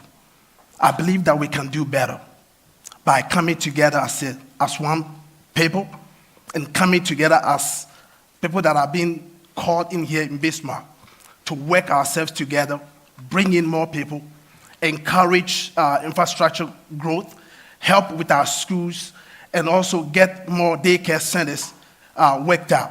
Look at our homeless issues here in Bismarck. We must have a leader that will think. What I do every day as a pastor is to care for the needy, the poor, the sick, and also for the hungry. Thank you. Thank you so much. I'll now open this topic for crosstalk. There is ongoing and consistent dialogue between city, county, school board, park district staff, continuous dialogue between members of the commission. You have to be conscious of this. We can only meet with so many without violating public meeting laws. We have an intergovernmental agency which is chaired by Commissioner Marquardt, where they meet on a regular basis, members of each one of those political subdivisions, to have productive discussions about what we must be doing collectively and together. With regards to the boundary of the city and the county, it's a negotiated boundary. The map that you see, and was referenced just moments ago, was negotiated between the city and the county commissions, and it's been in place. And one of the most important reasons for protecting that boundary for the city is as the city grows, it must have control of its footprint. There are over 150 subdivisions outside of the ETA. As we grow, we have to be very protective of what the future costs could be as a result of the expansion and growth of the city on the future taxpayers. We take that very, very seriously, and it's one of the reasons we have a negotiated boundary between those two entities.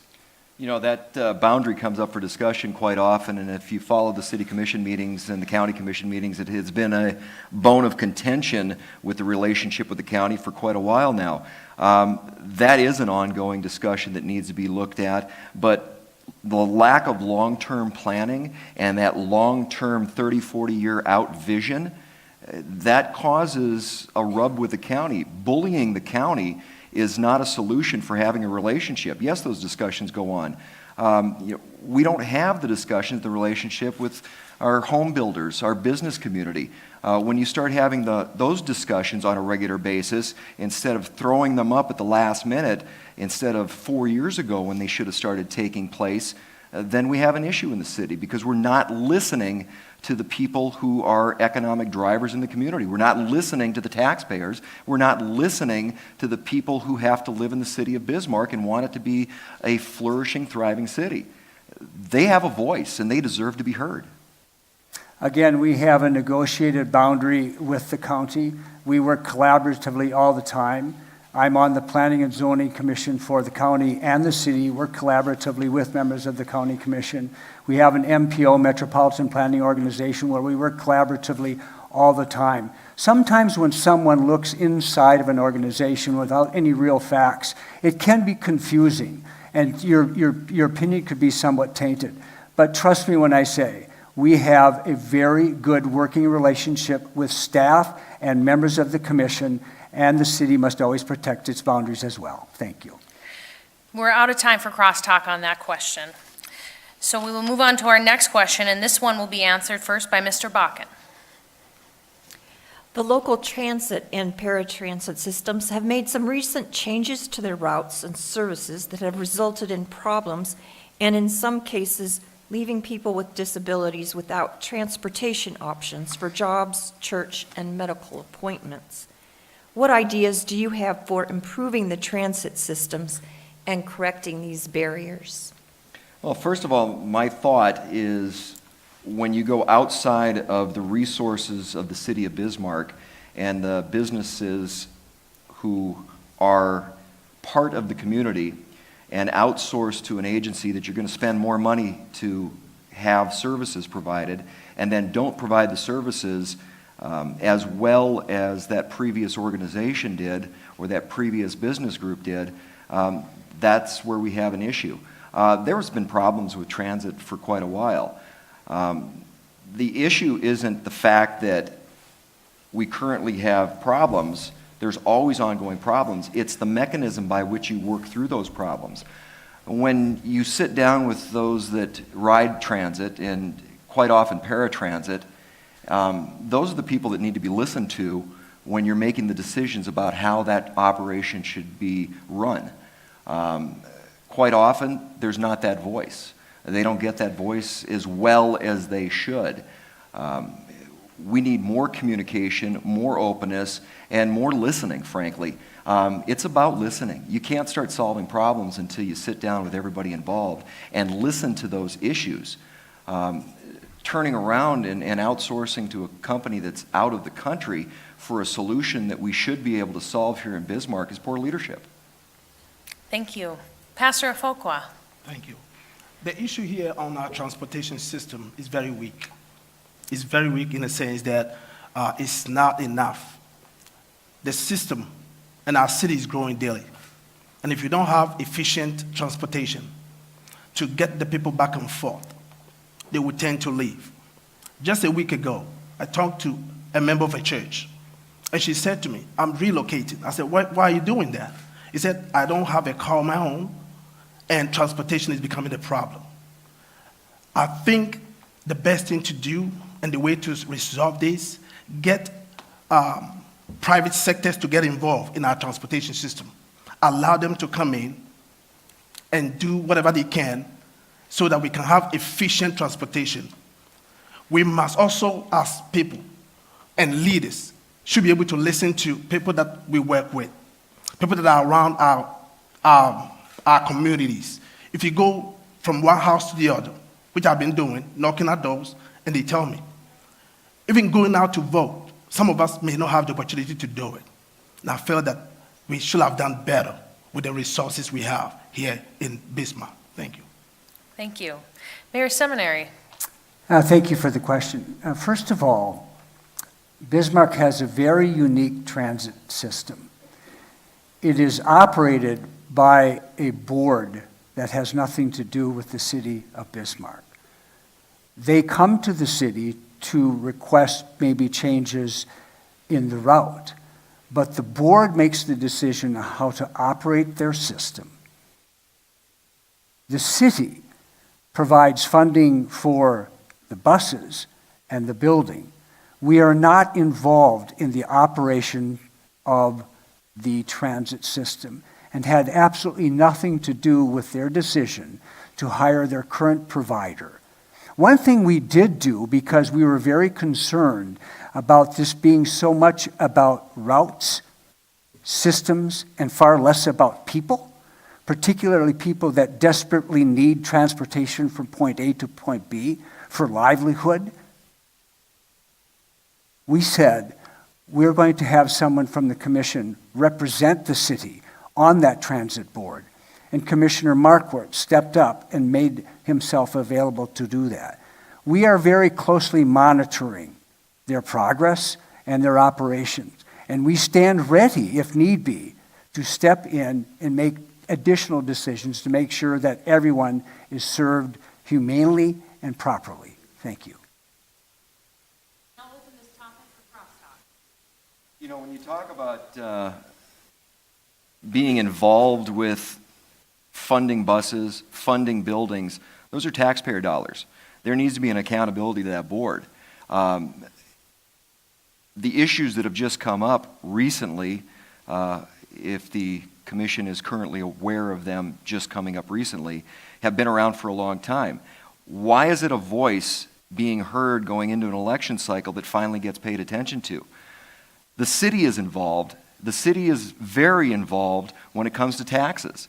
As long as we're supplying some of those buses, we're supplying that building, we're stakeholders. We have a very, very, very heavy fingerprint on city transit, and there needs to be some more accountability held to that board. I've talked to several of the paratransit users, and they're having job issues, they're having quality of life issues that aren't there because some of the decisions that new company has made, and that's at the behest of the board. You know, the board hires those people, and they need to hold those people to the fire. Who's the board accountable? They should be accountable to city leadership. If I might add, again, the city does not operate the system, and almost every tax dollar provided to the system is from the federal government. Additionally, I've ridden the system. I've helped people on and off the system. We are very sensitive about those people that are particularly needy individuals of what kind of service they're receiving. The city does not operate the system, and we communicate at length with them, and we do not interfere, nor should we ever interfere with any board's operations. That is their business. But again, the city stands ready to do what it must to make sure that all users of the system are provided in a humane and proper way. Thank you. Pastor, do you have anything you'd like to add? Yes, I want to say that we can do better. The mayor of the city should step up better when it comes to transportation. When the people surface, it all comes back to you. I won't be running, and I won't be standing here today if I don't see the need out there for this issue. It's very bad. It's very terrible. We must rise. And as a leader, you must step up and fight for the community. They need your help. They need your assistance. And if not, then I would advise maybe you want to think about it. All right. Our next question will be answered first by Pastor Afokwa. As the Bismarck area grows, we have more than 2,000 job openings to fill in Burleigh County. Our population is also becoming more culturally diverse. What are your ideas to attract and retain a new workforce? Thank you. It's very important that we look at our workforce very critically. How are we paid hourly? A young lady that I talked about 2 weeks ago, she mentioned, and I felt bad about it. She pays rent of about $900 every month. She has 3 children, all by herself, and she gets paid $9 an hour. Who will stay and do such a job? And that is an issue. What I would do is to go around and talk to businesses that are in town, people that provide and have what it takes to get the city running, and that is businesses. And in order to do that, you have to call a meeting with them, negotiate with them, collaborate with them, and let them give them a little boost up there so that we can have more people come in and we'll have a better workforce in our community, Bismarck. Thank you. Mayor Seminary, your answer. I'm on the North Dakota Economic Development Foundation board appointed by the governor, and we spend a lot of time talking about talent attraction and retention across the state. I'm on the BMDA board. We have the same conversations. I'm on the North Dakota League of Cities board. We have the same conversations. I used to be on the chamber board. This has been a discussion, an important topic for some time. I am very invested in, first of all, Start Bismarck and A Million Cups, where we are lifting up our entrepreneurial system, the ecosystem where young people are taking advantage of everything that they can to make a difference and provide opportunities in the city. We collaborate all the time with BMDA and the Chamber to make sure that we put in the right types of channels of communication between educators at the Bismarck State College, the University of Marion, and other institutions to make sure that we can attract and retain as much talent as possible. And the last thing that we do is make sure that this is a community that is very welcoming of everyone, absolutely everyone. And that's what leaders do. Thank you. Thank you.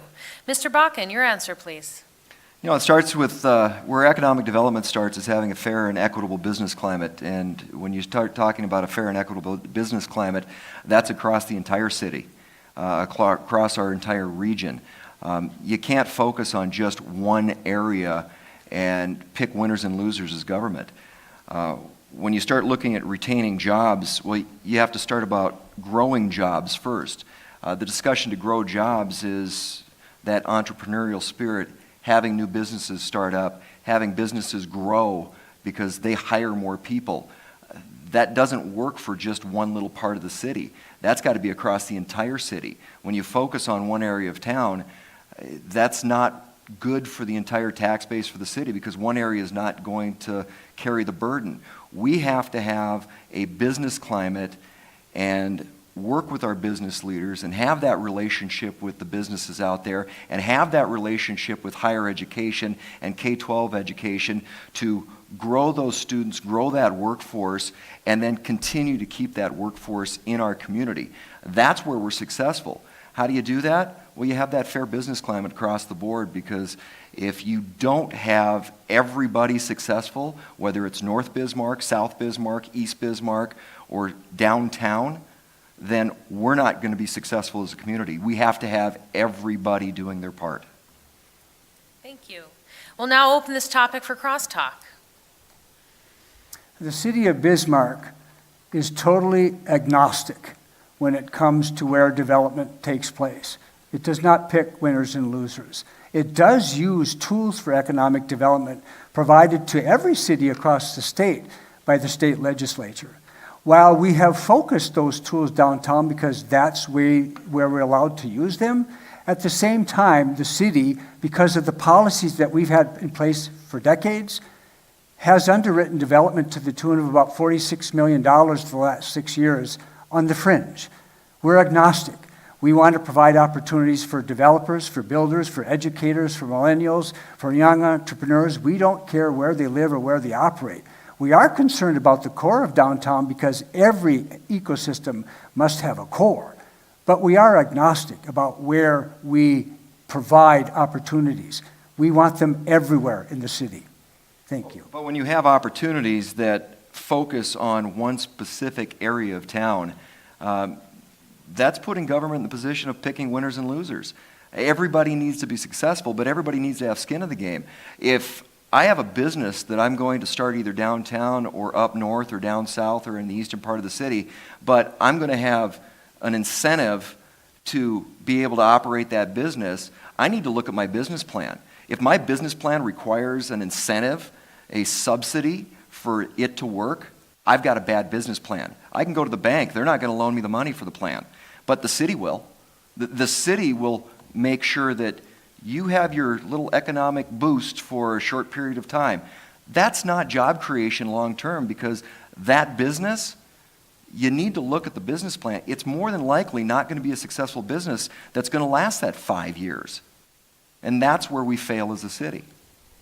Again, the city uses the tools made available by the state legislature, and we do that fairly. If we're making reference to the Renaissance Zone, here's what the Renaissance Zone has done. It's literally created several hundred jobs, over 130 projects. It's increased the property tax base downtown to over $65 million, and it has been very successful. I suspect that if a business like that came to the city of Bismarck, we would with open arms welcome it. All we have done is use the tools made available to the city, like every other city in the state of North Dakota, that the legislature grants us to use. Just because there's tools there doesn't make them the right tools and the right way to do business for long-term prosperity. Just because a tool is in the toolbox doesn't mean it's the right tool. Should you be using a wrench when you should be using a screwdriver? Not always.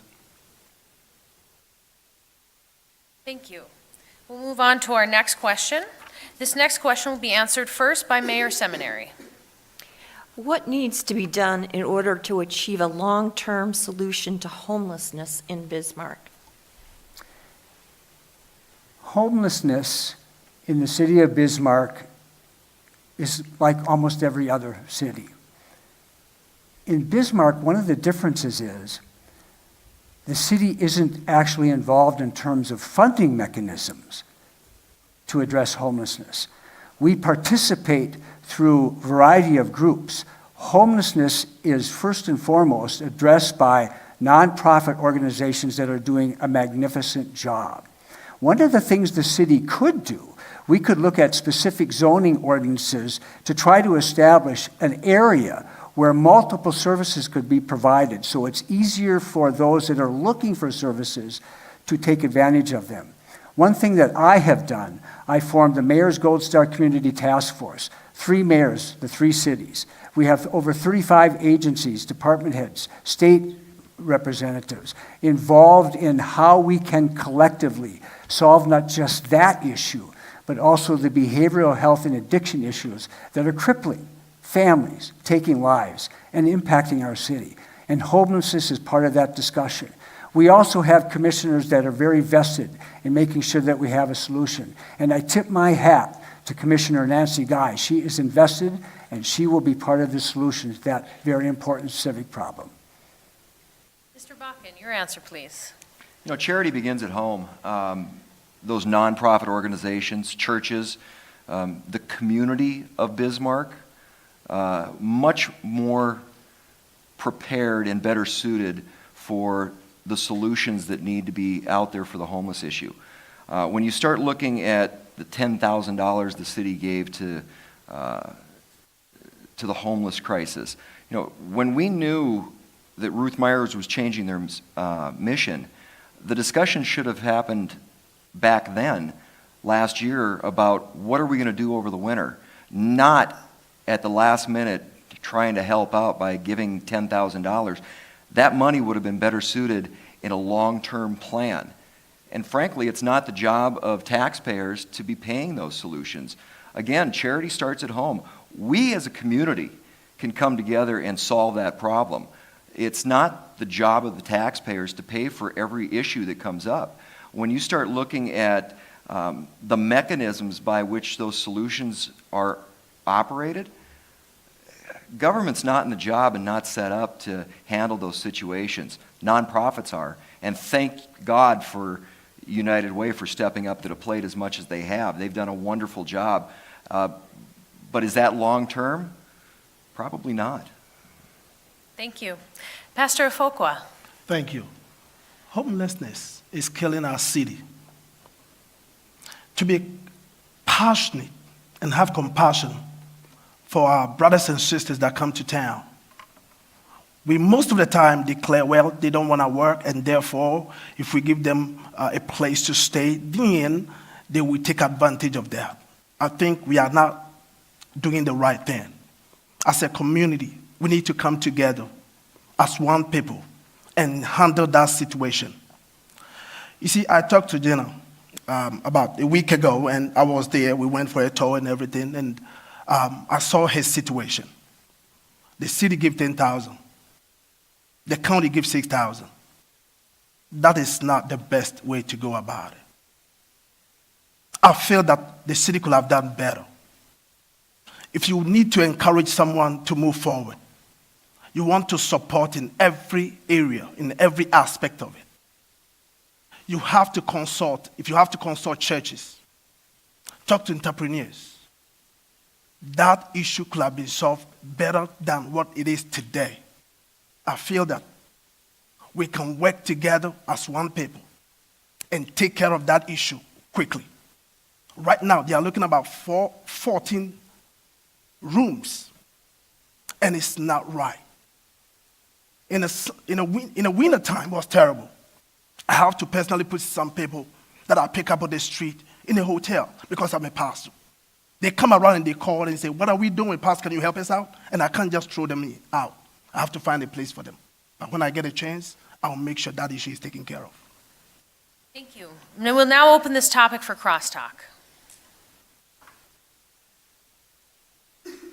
I feel that what we use this city, the taxpayers' money to do, sometimes we place them in a wrongful way. I feel that the homelessness should have been our number one priority. Look into it. If we love the people around us, and if our community will be a community that cares, there shouldn't be homelessness around. People are all over the place. They are suffering. Some of them are going through drug problems. We understand, we know. And each and every one of us here today, one or somebody else in your family might be involved. And that is why I am running. What I do as a pastor daily is to care for the need. To care for the needy, the hungry, the sick, and the poor. And when I become a mayor, I will make sure that our homeless fellows don't go through those troubles anymore. You know, bad things happen to good people, and there's a myriad of situations that people get into. It's not just addiction issues. Sometimes, it's education. It is job situations. Things change. The charitable side of this with the homeless issue is about a hand up. I mean, that's what we're really good at in North Dakota. That's what makes this state so great. That's what makes this community so great. It's about that hand up, not a hand out. It's not about the taxpayers paying for issues. It's about the community coming together and raising up somebody who's in a bad situation. Quite often, it's some little things, some nuances that can help change somebody's life and get them out of that situation. But that's part of the community. That's part of the church. That's part of who we are as people of North Dakota and people of Bismarck, not a government job to fix somebody's life. So it is about a hand up, not a hand out. I am incredibly proud of the role the city has played through the individual efforts of commissioners, and literally every one of them. I'm incredibly proud of the Mayor's Gold Star Community Task Force and the work that it's doing with all the providers and all those in the faith community to address this problem and try to find the best solution possible. We are a great community. We are people that love everyone here. I love everyone I serve. And again, I am particularly proud of the work and the effort of Commissioner Nancy Guy. She has invested a lot of time and soul and energy working on this matter. Thank you. All right. We'll be moving on to our next question, and this one will be answered first by Mr. Bakken. What are the challenges our local law enforcement faces in dealing with behavioral health and addiction issues, and how should city government assist in dealing with these challenges?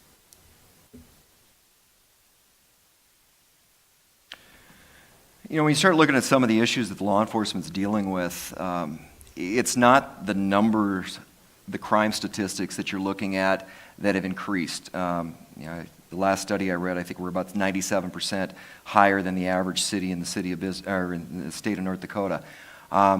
It's not necessarily about the number of crimes; it's the types of crimes that they're dealing with. The prostitution, the human trafficking, the addiction, and the drugs that are out on the streets.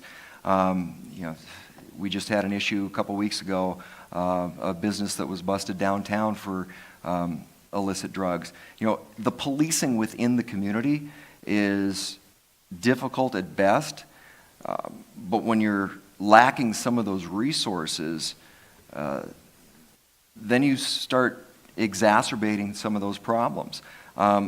We do have a lot of crime in Bismarck, and some of that's just percentages of growth. But to me, it's the types of crimes that we're having to deal with, that our law enforcement is having to deal with. It's not little Johnny throwing a rock and breaking a window anymore. That's not the norm. The level of crimes has increased, and a lot of it starts with some behavioral issues. A lot of it starts with addiction issues, but they need the resources. Law enforcement needs some help. Thank you. Pastor Afokwa. Thank you. What we are looking at, behavior issues here in Bismarck, crime is all over the place. When a city grows, it comes with all kinds of stuff, all over the place. And as a result of that, we need to empower police force. And I would say that we have to be able to employ more police officers and get them all equipped effectively to handle all of these crimes. In our community, we don't see a lot of them. You come to downtown, you'll be a bunch of them.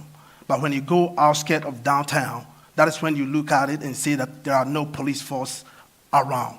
And I feel that we could do better. We're using city taxes to solve some of these things, but it would have been better if we employ more and equip them, get more gadgets for them, and help them, support them in any way possible as a city. I feel that the office of the mayor should have done better at helping out with this particular issue. It's actually very bad, and I feel that it should be taken care of. Thank you.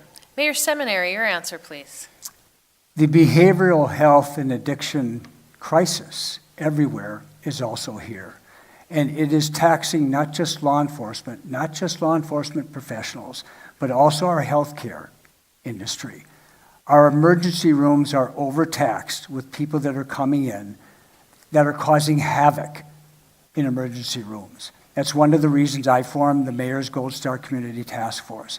It's also one of the reasons that Lieutenant Dan Donlin, Chief, suggested that we put in the Power Patrol, where we added 6 additional officers at the key times of the day to add support to those that are already there. It's also one of the reasons that at the time I've been a mayor and a commissioner, we have made sure that we invest in our law enforcement professionals, because that is our number one responsibility, public safety.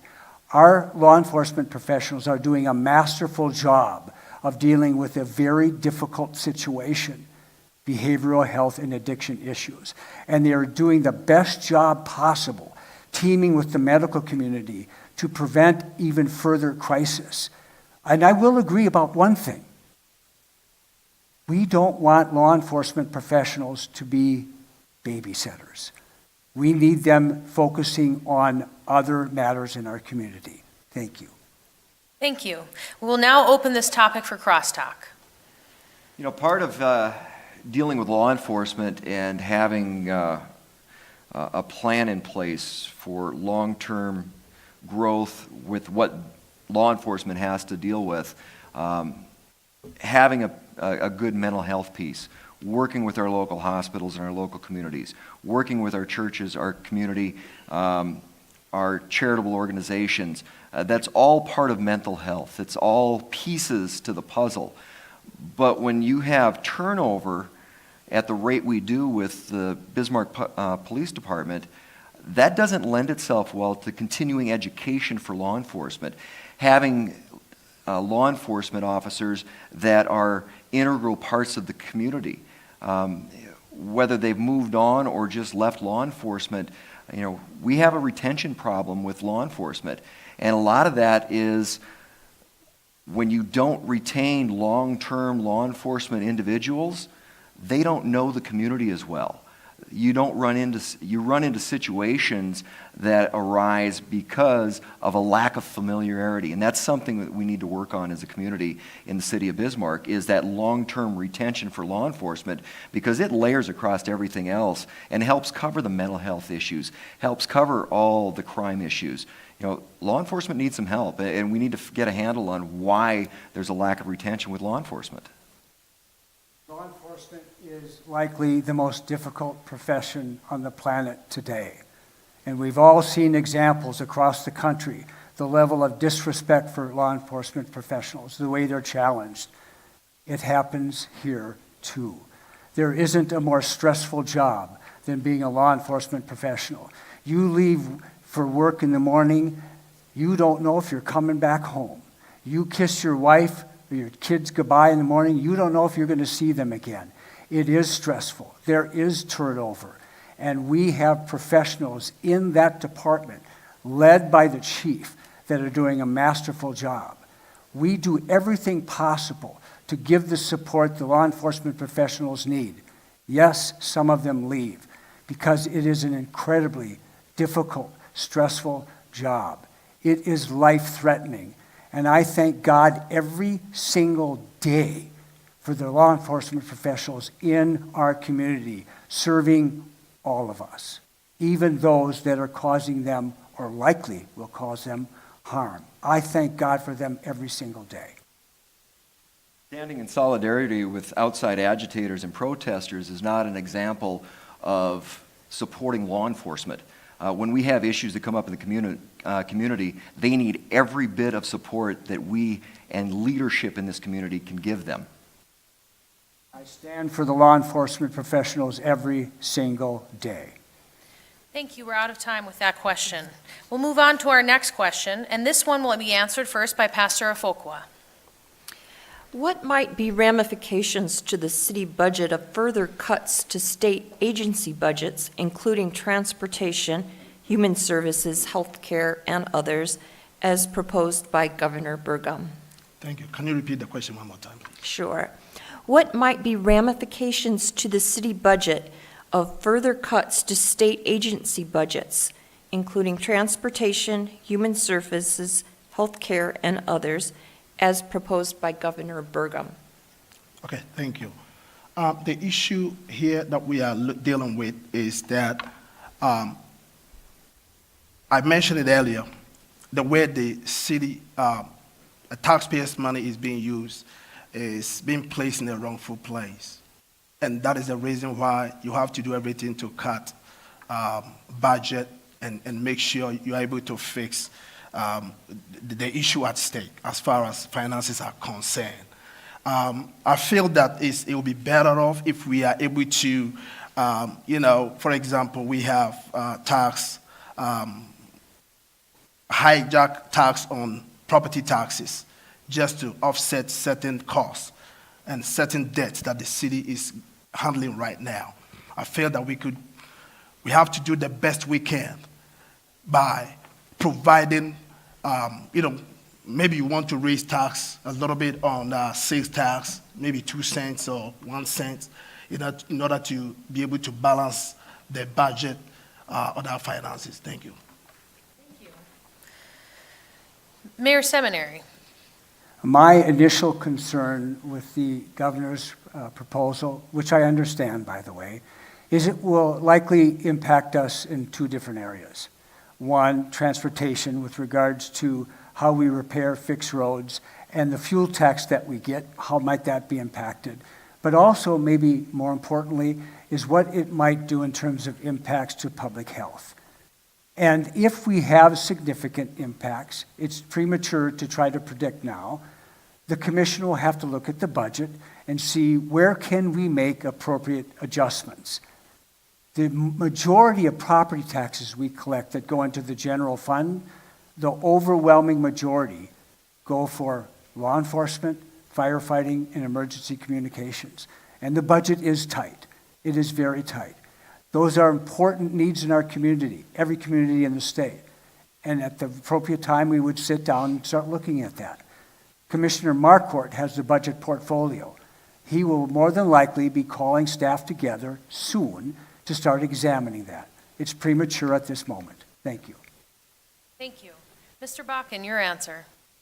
You know, when you start looking at some of the cuts from the governor's budget and how that affects Bismarck, you have to look at the snapshot back 5-10 years ago.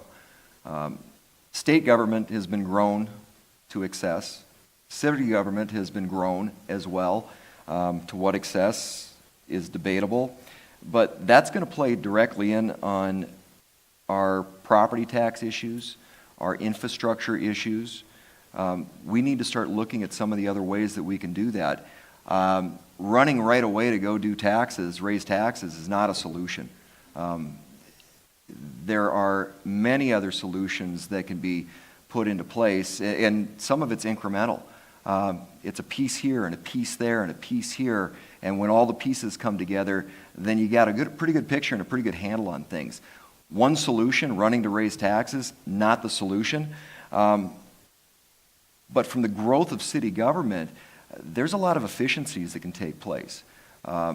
We can start communicating a little bit better between departments, within departments, government services that overlap, and where we overlap with state services as well. That's where we need to start looking at, is some of these efficiencies to start saving money off of our budget and out of our tax dollars. Thank you. We'll now open this topic for crosstalk. Sometimes the city budget can be confusing for some people. The general fund, which is, again, where your property taxes are put into, it's about $47 million. The total budget is about 130. It's actually about 127 million. The majority of that general fund is spent on law enforcement professionals. Interestingly enough, since I've been mayor, the general fund has only increased 2.6% annually. The first thing we do every year is look where we can have efficiencies. We look at where we can make cuts. We have not raised property taxes one penny since I have been the mayor. We have, again, through Commissioner Marquardt's efforts, utilized the mills from sales tax and conservative approaches to the budget extremely well, and I'm very proud of the team effort.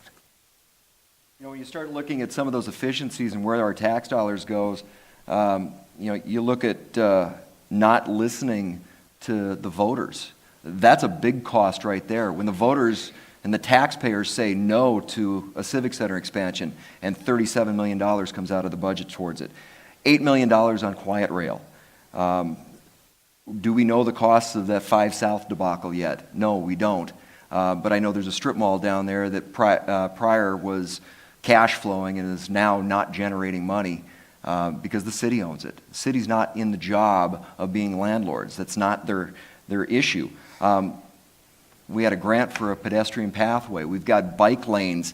I've got a bike lane down by my house, and I live in South Bismarck. We've got a bike lane on Wachter. A block to the south, we have a park district bike path that is immaculately clean and usable all year round. The bike lane on Wachter isn't, because the gravel doesn't get cleaned off during the winter, nor should it. It's a road. You know, there's a bike path a block south, but we spend money on a special project. You know, when you start talking about the efficiencies of government and where we can start saving money and where there's bloat, we need to look inside at some of those issues. Those are special projects, and special projects cost a lot of taxpayer dollars. I rarely want to correct anybody, but when you are so off on your numbers that it's almost laughable, I must. Mr. Bakken is wrong on Quiet Rail. He is wrong on the event center by great, great margin. You $37 million on the event center is still taxpayer dollars. I don't care where the money came from, it's still taxpayer dollars. For an event that we have once every other year. The number was $27 million. And we're out of time for crosstalks on that question. Our next question will be answered first by Mayor Seminary. Please identify and discuss one specific area where you think we need improvement in city government.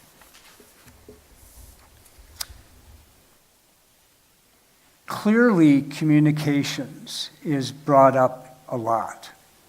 And I have asked staff to develop communications protocol, which is appropriate for the times in which we live. We do communicate the way we are supposed to via the Century Code, but that's not enough. Those are just doing the requirements. We must do what is necessary. And that will be difficult, because one of the requirements for adjusting the protocol is how can you do it without costing any more money? But it is something we must find a way to do. We are very transparent, and we want to make sure that we are delivering information to as many audiences as possible by the way that they take information today. Thank you. Mr. Bakken. Yeah, I will say communication as well, and to me that starts with leadership. When you don't have communication within city government, within departments, across departments, communication with the county, communication with our business leaderships, communication with the parts of our community that live in the community, that grow in the community, then we have issues. We need to have those discussions in that open form of communication with our builders, with our labor force, with our residents who pay taxes, with every aspect of the city of Bismarck, and they all have a voice. It's not always listened to, but they all have a voice. And because you're a resident of the city of Bismarck, you deserve to be heard. So communication is one of the biggest issues I think that we have in the city of Bismarck, and lack thereof. How do you fix that? Start opening up the doors. You know, it's about accountability. It's about open lines of communication. It's about transparency. Having the discussion is where solutions start. And the less voices that you have in a discussion, the less likely you are to get the solution. Thank you. Pastor Fuqua. Thank you. There's a lot of issues here in the city, and communication is one. I feel that it's better if we're able to communicate with community leaders, bring them all of them together, business entrepreneurs all together, think about how best we can get our city moving forward. Education has become a great concern personally. And as a result of that, I'm running for mayor, not for a school board position, but I feel that we can also collaborate with the school board to make sure that our children, who are our future, our future leaders, are taken care of. Our school system, when you go to the primary schools, you find out that it's over jam-packed.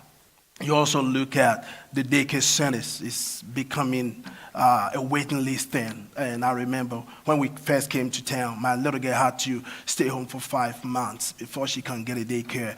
And this has become a big issue here in our city, and I feel that it should be addressed. The Amtrak issue here is a big problem, and I feel that all of that needs to be taken care of. Thank you. Thank you. We'll now open this topic for crosstalk.